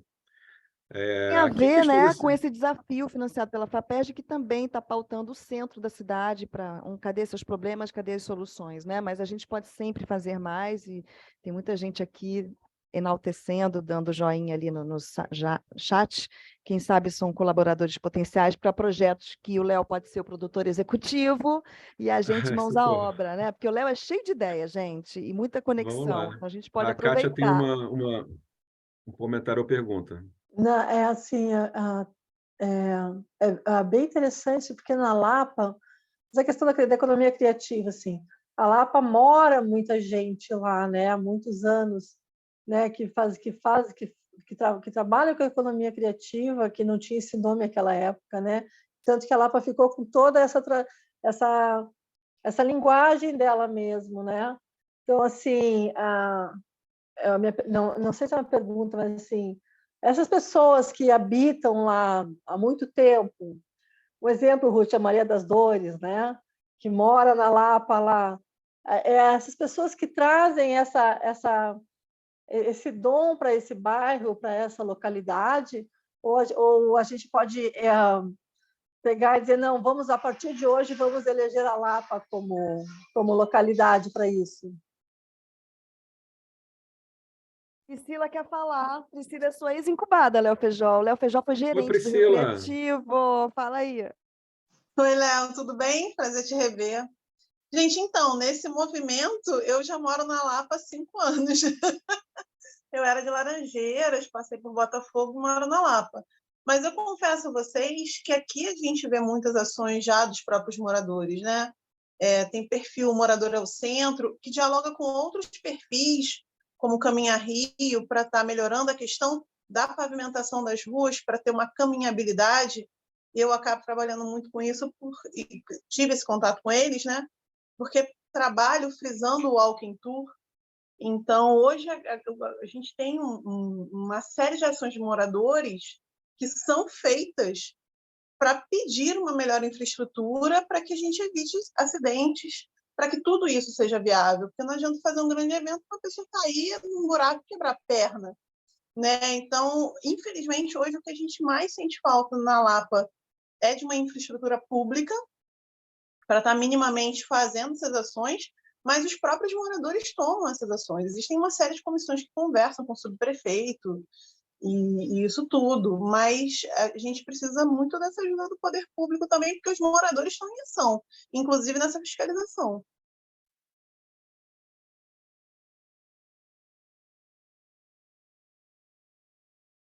Acho que a Nívia também quer comentar, né, Nívia? Não, meu comentário é mais simples. Assim, eu sou originária de Curitiba, Paraná, mas eu moro aqui no Rio há 3 anos. E eu provavelmente devo ser vizinha da Priscila, que eu moro exatamente atrás do INCA, gente. Tipo assim, a minha casa é literalmente, tipo assim, eu saio da janela, na minha diagonal é o INCA. Então, qual que é o meu ponto? Eu acho curioso eu falar, nossa, é tudo fermentado aqui culturalmente na Lapa. Gente, eu acho que eu fui tipo, descobrir os espaços na unha, porque como eu sou de fora, e tipo assim, as pessoas falam assim, a Lapa é muito cultural, o movimento assim, tá, mas se você é de fora e não conhece ninguém, como é que você descobre os pontos? Porque é isso, tipo assim, hoje que eu já estou inserida na cidade, já estou quase acostumada com o convívio carioca, eu sei que tem a Função do Progresso, eu sei onde é que tem os barzinhos, eu sei onde é que tem, sei lá, o bar da Labuta, aqui da esquina, mas os seus primeiros 6 meses, se você não tem uma vida noturna, tu acha que a Lapa é morta. Então, você contrata a Priscila Monteiro, Nívia, e ela vai fazer um tour com você, que ela vai te mostrar tudo. Maravilhosas. Conexões importantes.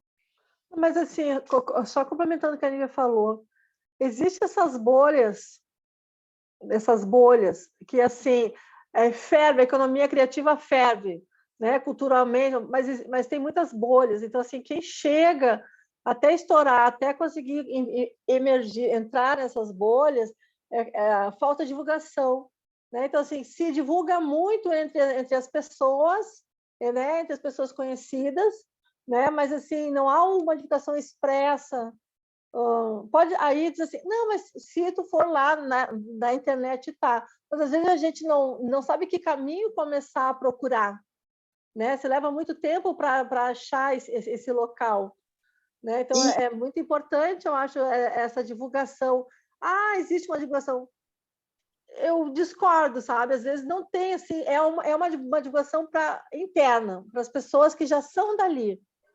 Mas para as pessoas de fora é mais complicado. Eu já vi que tem em vários lugares a mesma coisa, sabe? Sempre tem um teatro, um show, uma coisa bem legal, que a gente fica sabendo depois que aconteceu, que comentaram, Mas não foi porque a gente não procurou, porque não estava bem explicitado, não foi divulgado. Às vezes até né, um Instagram, uma coisa assim, sabe? Falta de muita divulgação ainda, eu acho.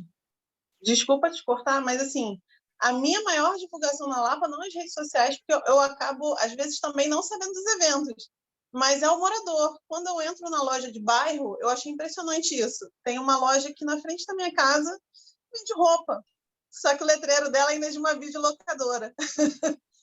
E quando eu comprei um cordão, que eu achei bonito, o cara me entregou um calhamaço de folder de negócios da região. Então, o que eu não sabia de negócios de região como gráfica, eu soube a partir do momento que eu comprei um colar. O chaveiro aqui da esquina me segue no Facebook. Então, assim, a gente acaba tendo... quando vim morar na Lapa, lembrou a minha Laranjeiras da minha infância, que todo mundo sabia que eu era filha do Manel, que eu era a Priscila que trabalhava na loja de tele, que estudava no Franco. Aqui todo mundo sabe que a menina que trabalha com turismo é a professora, mas só de usar o comércio de bairro. Eu não vou a shopping, eu sou totalmente contra shopping. Então, talvez, para quem é de fora, tem uma dificuldade de comunicação também com quem é do espaço, que poderia ajudar um pouquinho mais aí no reconhecer do lugar. Assim. Não sei, é só a minha experiência, a minha visão. Eu também acabo sabendo de outras formas. Agora, eu queria fazer um grupo entre a Kátia, eu e a Priscila, porque eu já fiquei tão incomodada que eu já pensei, tipo assim, gente, não é possível, porque assim, eu, como sou de fora, eu usava o Jornal Globo como referência. Aí descobri que o Jornal Globo não informava tudo, e aí eu tinha que, tipo, descobrir na unha. E eu fiquei assim, gente, não pode ser só eu que fica incomodada de descobrir as coisas legais depois que já aconteceu. Eu juro, eu já pensei em fazer um projeto. Eu não quero... Obrigada, gente. Eu estou me sentindo acolhida de pensar, não sou só eu que sofre por má divulgação de evento nessa cidade. E sim, eu acho isso um problema que eu não sei como resolver. Isso nos leva a refletir que os jornais tradicionais, né, os convencionais, mesmo estando online, eles não dão conta da programação cultural da cidade, né? E que tem espaço para alguém empreender aí, olha, comunicando melhor toda essa geografia cultural desse território, né? Por exemplo. Porque não tem realmente um lugar que você vai e veja a programação completa de tudo que está acontecendo na Lapa ou nos arredores. Então, está aí a oportunidade. Seguindo aqui, gente, falar um pouquinho sobre como você né, descobre tendências e também oportunidades. Eu acho que a coisa dessa palavrinha em inglês que é chata, né, mas que é networking, e que a gente precisa fazer mesmo, assim. E você faz isso indo a conferências, feiras né, do seu setor, não de música necessariamente. Devem ter conferências de design, conferências de arquitetura. Então, você precisa estar nesses espaços, porque ali você vai trocar, vai conhecer as pessoas. Também associações, né, profissionais, sindicatos, tudo isso é importantíssimo você estar ligado, porque aí que estão os debates, aí que estão as questões, você acaba colaborando também, né, para o desenvolvimento da sua profissão. Então, gosto sempre de falar isso, assim, e a partir do momento que eu descobri essas feiras, eu nunca mais deixei de ir, porque foi fundamental, assim, para o desenvolvimento realmente de uma visão, né, de mais médio a longo prazo, assim. Tem muitos eventos no mundo inteiro, né, de todos os setores da economia. Os setores que são bem organizados, digamos assim, né, tem mais conferências, seminários, tem convenções, né? E se você olhar para a indústria do petróleo, por exemplo, eles têm há décadas essas convenções, né? E eles, enfim, ali desenvolvem todo um modelo de negócios, né? E a indústria cultural vem fazendo isso de forma mais recente. Eu já falei para vocês também hoje da sincronização com audiovisual, então acho que a gente não precisa entrar muito aqui, né? Dizendo da importância, né, de você trabalhar nessa área de trilhas sonoras, que é fundamental. Aqui tem, né, enfim, tem números aqui, né, no Brasil, esses serviços todos, né, que estão disponíveis hoje, estão investindo muito. E há 2 anos havia 80 séries em produção no Brasil financiadas por Netflix, Amazon e Disney, 80 séries. E agora com a Ancine e Fundo Setorial do Audiovisual voltando, é capaz que a gente veja um boom esse ano assim, de produção. E eu soube também que a Lei Paulo Gustavo ela tem rubricas específicas para o audiovisual. Então, isso também vai potencializar imensamente esse mercado, tá? E para fechar aqui, a gente tem essas informações sobre tecnologia, inovação, negócios, né? Enfim, inteligência artificial, blockchain, NFTs, metaverso, que são coisas que nós precisamos acompanhar, né? Não necessariamente você vai aplicar hoje no seu negócio, mas talvez em pouco tempo você esteja aplicando. Talvez isso sugere uma oportunidade de negócio para você. Eu não vou entrar muito a fundo aqui, tá? Nessas questões, mas, enfim, são mais questões para você entender o que é o blockchain, como é que isso é utilizado, né? No NFT, por exemplo, ou numa criptomoeda, ou numa criptoarte. Mas já tem algumas empresas assim utilizando realmente inteligência artificial largamente, né? Mas algumas também estão investindo bastante no metaverso e já estão presentes lá. E fecho com essa frase aqui do Peter Drucker, que é a melhor maneira de prever o futuro é criá-lo. Adoro essa frase. Não dá para prever, mas a gente pode imaginar o que a gente quer, né? Para o nosso bairro, para a nossa cidade, para o nosso país e para o mundo todo. Então, tá aí, gente. Obrigado pela atenção de vocês hoje. Obrigado pelo convite mais uma vez, Ruth. Elzinho, a gente tem mais 20 minutos aqui. Podemos bater papo um pouquinho mais, te explorar um pouquinho mais aí nessa noite madruga da Inglaterra, para tirar dúvidas. E pedindo aqui para todos e todas, se puderem abrir o vídeo, para a gente conversar. E ativando também aqui os professores da casa para a gente dinamizar conteúdo. Pode ser? Ruth, só para dizer, a Lei Paulo Gustavo tem 70% do orçamento para audiovisual. Então, assim, hoje aqui em Alagoas, o audiovisual é muito forte aqui, por incrível que pareça. E assim, eu digo porque assim, as pessoas a gente não sabe, até chegar aqui e ver, mas essa pessoa é alagoana, mas esse é alagoano, esse é alagoano. E aí a gente está falando assim de pegar e não dar o dinheiro só para as grandes produtoras, né? Que levam 1 milhão, 2 milhões, né? Mas começar a trazer, né, para pessoas que têm MEI, até a CPF, que é para poder distribuir melhor todo o dinheiro. Mas 70% da lei é só para audiovisual. Então, é bastante coisa. Que maravilhoso, né? Ô, Léo, obrigada, Kátia, pela informação.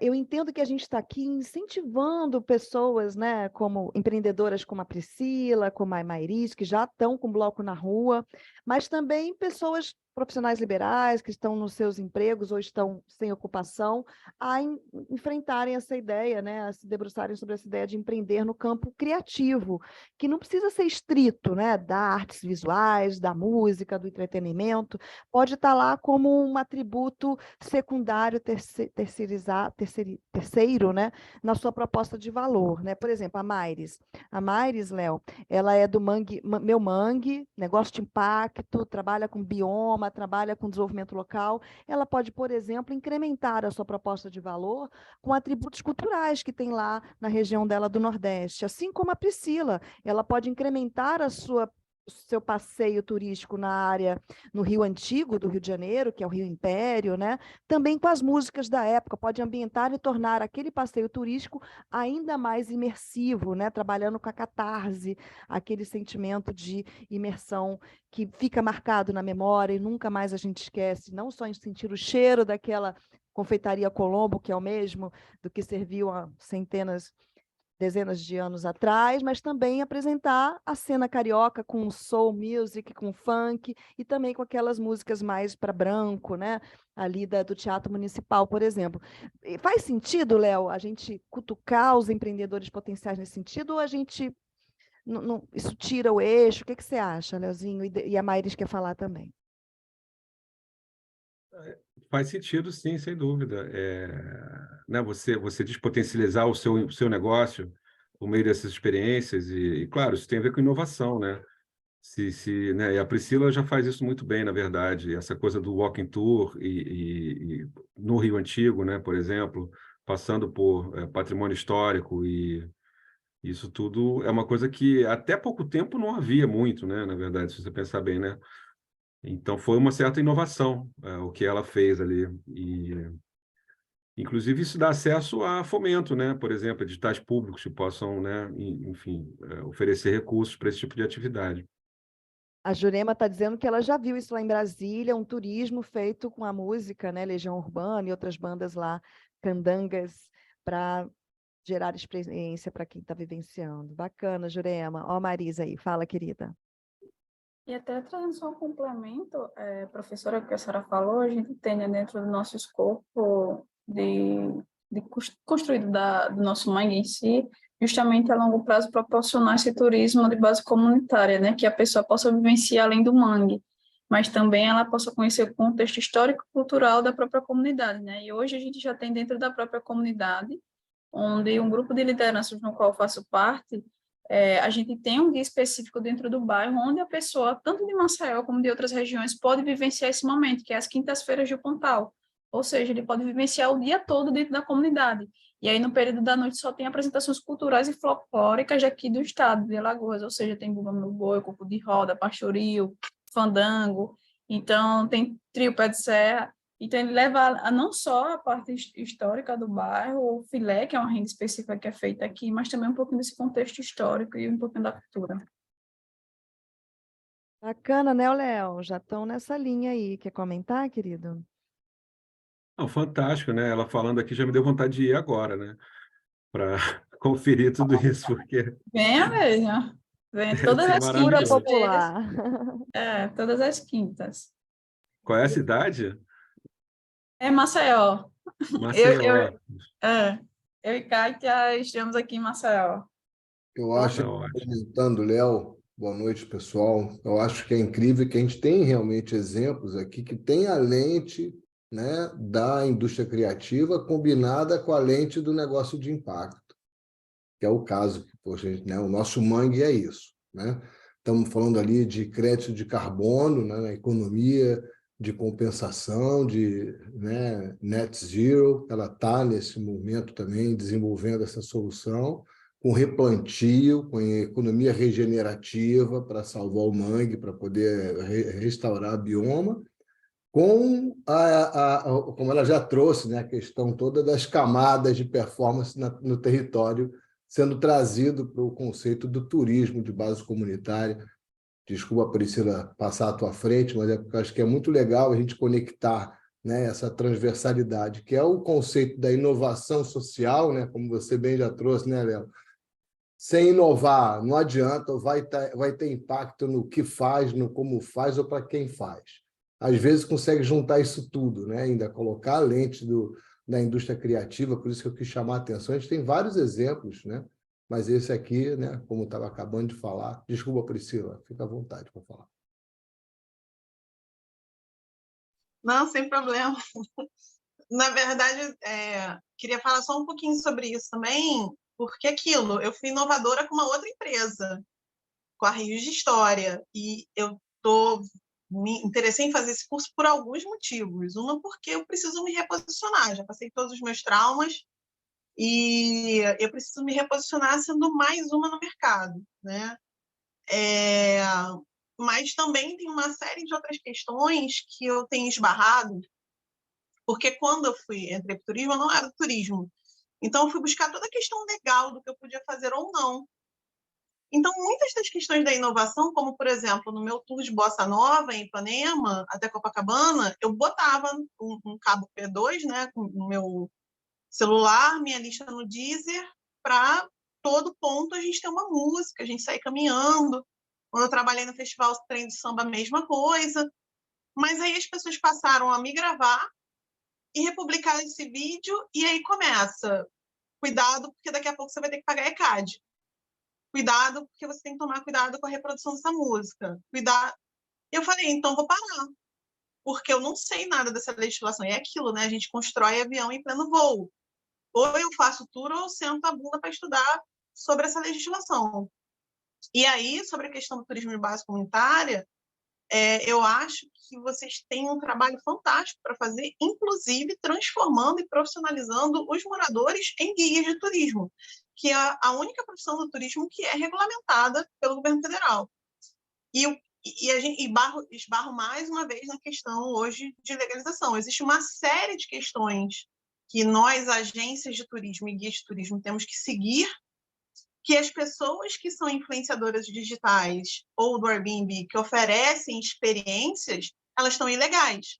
Só que hoje eu vejo o Ministério do Turismo apoiando elas e me fiscalizando. Então, assim, no turismo, pelo menos nessa questão de empreendimento, existem uma série de ações, milhões de coisas que a gente pode fazer, afrocentrado, a questão da caminhabilidade, né, de responsabilidade ambiental em relação à emissão. Só que, muitas vezes, quem está legalizado com números de cadastro e tudo, esbarra na questão legal, e quem não é legal faz tudo e ainda é reconhecido. Então, eu bem estou nesse ato, assim, entendeu? O curso tá, até porque eu estou de transição de carreira também, eu estou fazendo arquitetura e urbanismo na UERJ, lá em Petrópolis.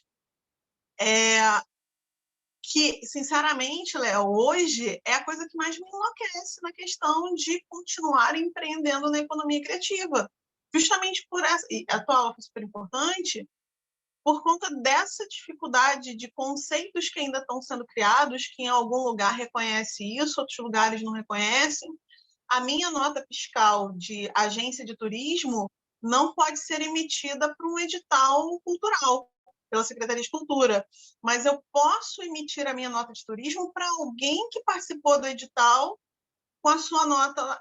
Assim, eu acho tudo muito louco, assim, muito burocrático, muito difícil da gente seguir, assim. Desculpa ter me estendido, mas é porque acabei usando as falas de todo mundo, porque tem milhões de coisas que a gente pode fazer, mas a gente sempre fica nessa aí.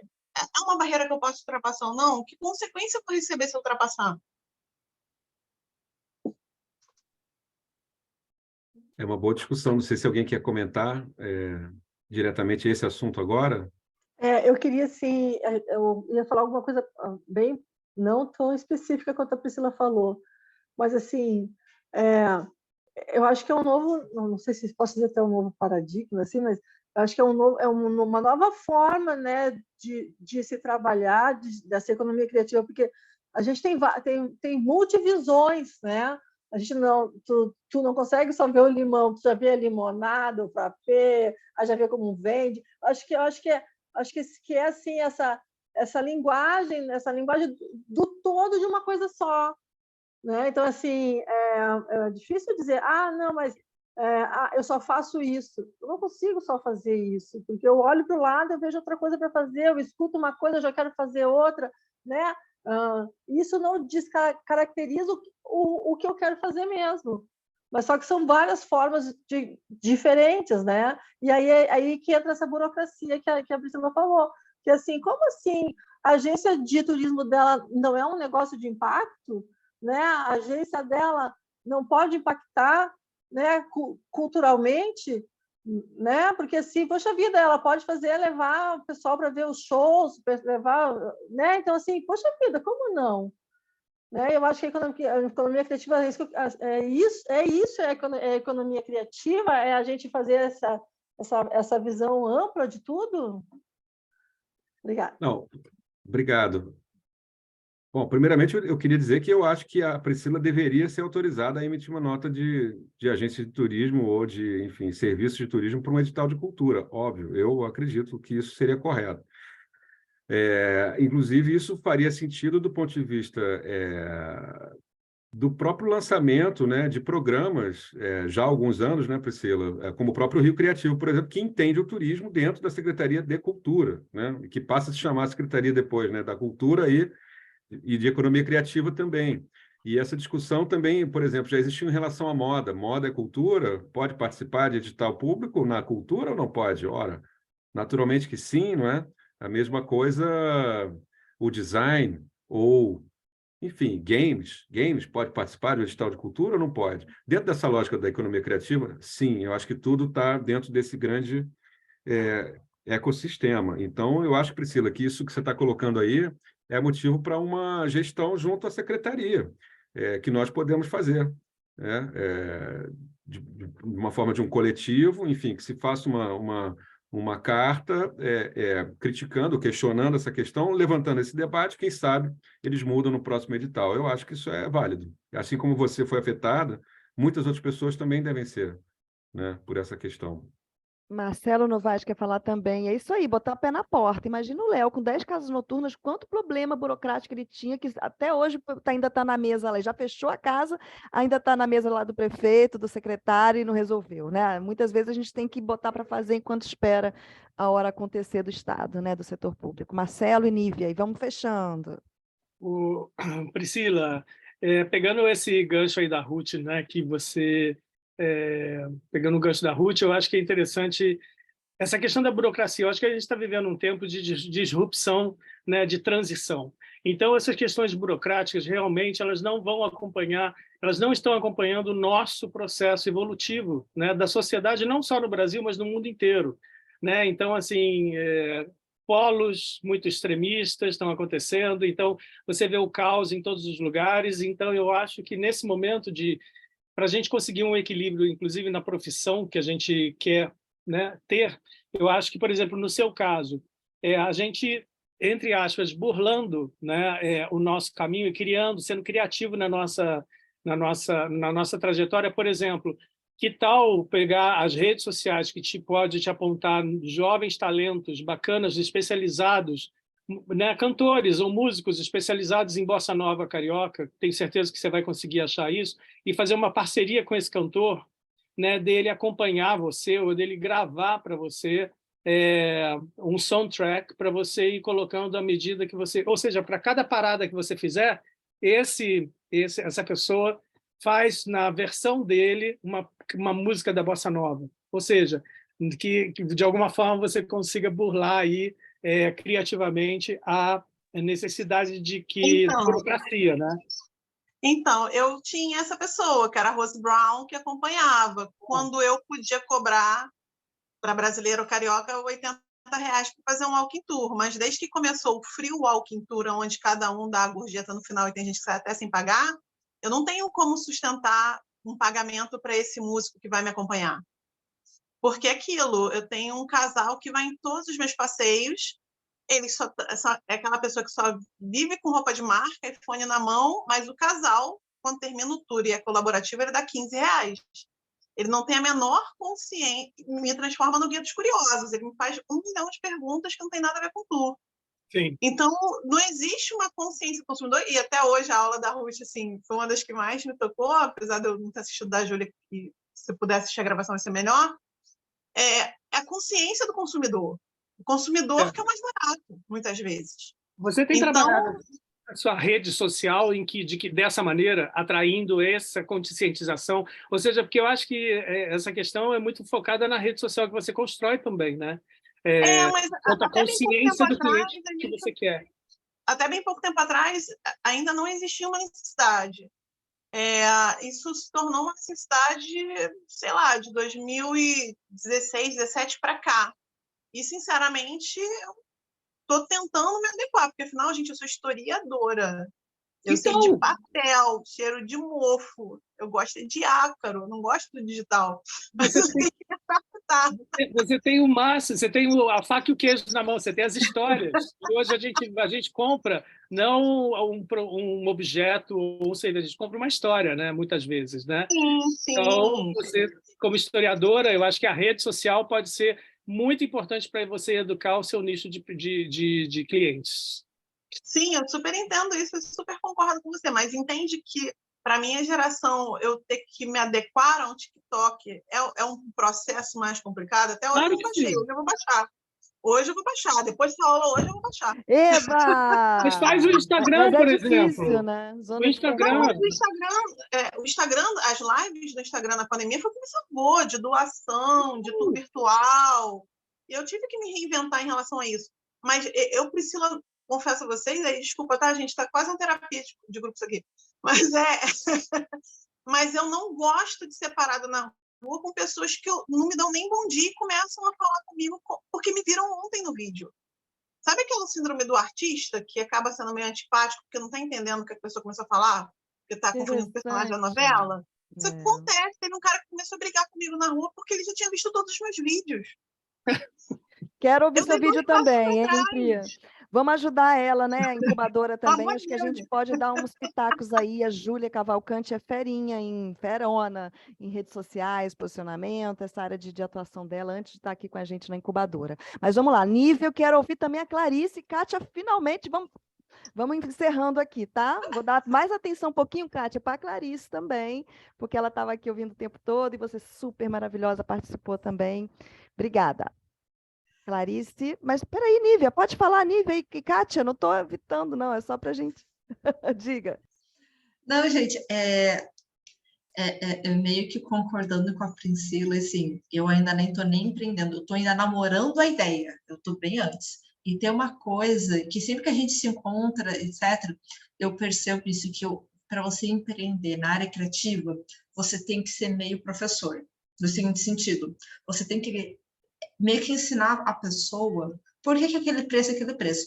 Teve uma coisa que na apresentação do Léo eu achei muito injusta, e desculpa, eu já estou criticando, mas que é quando você compara a indústria com, sei lá, com a farmácia.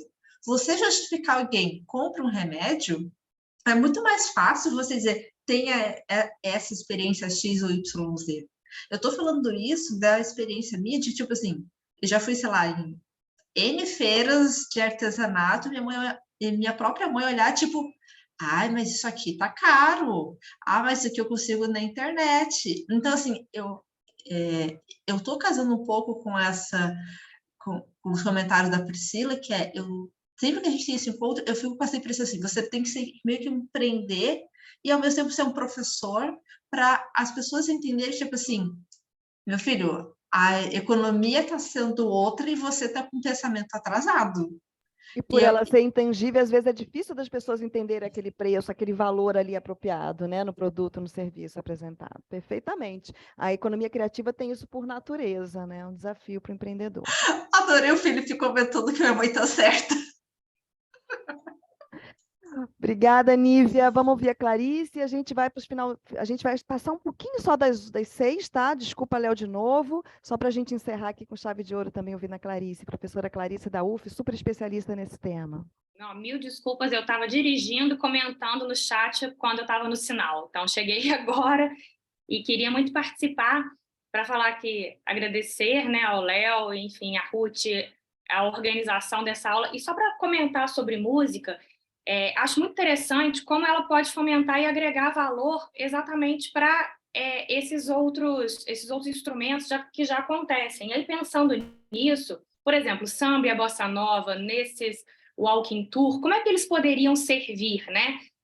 E o licenciamento dessas músicas pode se dar, e depende, obviamente, né, da gravadora, enfim, no caso da associação a qual esse artista está vinculado. Mas a gente já conseguiu, para determinados usos, que esse licenciamento fosse gratuito. Então, eu acho que é uma super possibilidade quando você consegue elevá-lo a esse status, e especialmente o samba e a bossa nova, né, de patrimônio público, fazendo com que, através de um reconhecimento, fazendo com que o poder público já pague por aquilo e reconheça dessa forma e ele próprio licencie. Então, acho que depende de uma política pública. E aí, aproveitando para falar que aí licenciaria, enfim, para um uso, estaria no repositório comum, por assim dizer, né? Vamos colocar a bossa nova para o walking tour lá na Praça do Lido, enfim, na parte de Copacabana, ou samba na Lapa, sem querer segmentar, mas pensando, ou na pequena África, enfim, como é que isso poderia se dar? E aí, o que o Léo falou também sobre a tecnologia blockchain, se você tem as músicas codificadas, e é uma coisa que a gente vai ter, né, criptografadas, a partir do momento em que ela é executada, isso dentro de uma coisa que já tenha na plataforma, e eu também não sei se vocês já viram no Spotify que você clica você fotografa determinado, como se fosse um QR Code, e a música é executada já. Então, também pode ter isso já em determinados monumentos. Já viram isso? Acho interessante. E essa questão da criptografia das músicas, né, Léo? A partir do momento que elas forem criptografadas e executadas, tá, Priscila? A princípio, o autor, ele vai ser remunerado, né? Então, isso tornaria essa realidade um pouco mais possível do uso da música. contanto que alguém pagasse por isso, obviamente, ou então que ela fosse licenciada voluntariamente. Aí depende, né, da postura com o poder público ou com as associações. Então, o que mais que eu tinha para falar? Bom, pensando nisso, essa questão assim, né, do reconhecimento dessa música como patrimônio imaterial, né, Léo? Porque se o IPHAN reconhece esse bem como patrimônio imaterial, né, e muitos já o são, né, o jongo, enfim, mas determinadas músicas, tipo Garota de Ipanema, a família do Vinícius vai pirar, mas enfim, se ela é reconhecida como patrimônio imaterial e como nosso, e o uso dela se torna possível a partir daí, a gente conseguiria incrementar esse valor em vários negócios. Agora, outras músicas, né, que eventualmente fossem agregar valor e fossem diferenciais e fosse uma forma de você mostrar também a história por elas, isso aí dependeria de um licenciamento direto com o autor ou com a associação que o representa, mas acho que é uma questão de você conseguir costurar esse tipo de valor. E aí, só a propósito disso, também teve uma questão enorme do ECAD com a Oi FM. O que é lugar de frequência coletiva? Porque isso foi julgado há uns anos atrás. E entendeu-se que, por exemplo, festas e tudo mais, né, ou pequenas reuniões, que seriam o caso desses walking tour, assim, que você reúne um número pequeno de pessoas, eles poderiam ser remunerados. Então, porque são lugares de frequência coletiva, tá? Então, é o caso da gente construir um tipo, sei lá, de proposta mesmo para o ECAD, para as associações, né? Tudo passa por uma via contratual, ou, né, via associação ou via poder público através do licenciamento de algumas músicas. São coisas que eu, né, penso, enfim, há algum tempo, com alunos que também escrevem sobre isso, então acho que só queria falar sobre, não sei no que isso vai dar, mas acho que é possível a gente pensar no direito, né, de alguma forma, ajudando a construir esses caminhos, porque é importante que a gente o faça, né? É importante que a gente se aproprie desse bem que a gente tem. E o Léo falou da música, como a música ela é importante para a gente sabe, né? Então, a gente se apropriar disso, desse recurso, é o nosso principal produto cultural, né? Entre tantos que nós temos, eu acho que a música realmente é fantástica. É isso. Obrigada. Desculpa o atraso, tá? Obrigada, Clarice. Eu estava aí desde sempre. Obrigada, querida. Tava. Leozinho, Obrigado, quer fechar, Clarice. comentar e a gente tira uma foto aqui com a sua turma hoje? Vamos tirar uma foto. Não, comentar isso, o que a Clarice colocou mesmo, assim, eu acho que tudo é conversável, acho que o ECAD está aberto ao diálogo, né, as associações também, e se você usar se você usar o QR Code, na verdade, cada um ouvir no seu próprio celular, tudo bem. Aí esse direito autoral já está sendo respeitado, né? Mas realmente, se a Priscila pega o aparelho dela e reproduz para todos, aí ela está fazendo um evento, realmente. Então, pode ser caracterizado, sim, como algo que o ECAD poderia, né, cobrar, Priscila. Mas, enfim, eu acho que é isso. Tudo é diálogo. Gente, brigadíssimo. Adorei esse encontro aqui. Vocês foram super participativos. Que ótimo, assim, maravilhoso. E você é muito querido. Muito obrigada pela sua generosidade. Um dia que você está meio dodói aí, a gente explorando aqui. E até bom já. Oh, meu Deus! Abram as câmeras aí, gente. Último momento para ficar bonito na foto com o Léo Feijó, que ele, olha, quando a gente publica com ele, faz o hashtag, a gente fica muito conhecido nas redes sociais mundiais. Aproveita para pegar carona, né? 1, 2, 3, já fazer a foto. Para de falar agora no chat, isso não atrapalha. Peraí. 1, 2, 3. Fiz, hein, gente? Vou mandar no grupo para vocês. Obrigada, Léo. Um abraço no Léo, gente. Obrigado, gente. Boa noite. Tudo de bom. Valeu. Obrigada, Clarice. Até a próxima.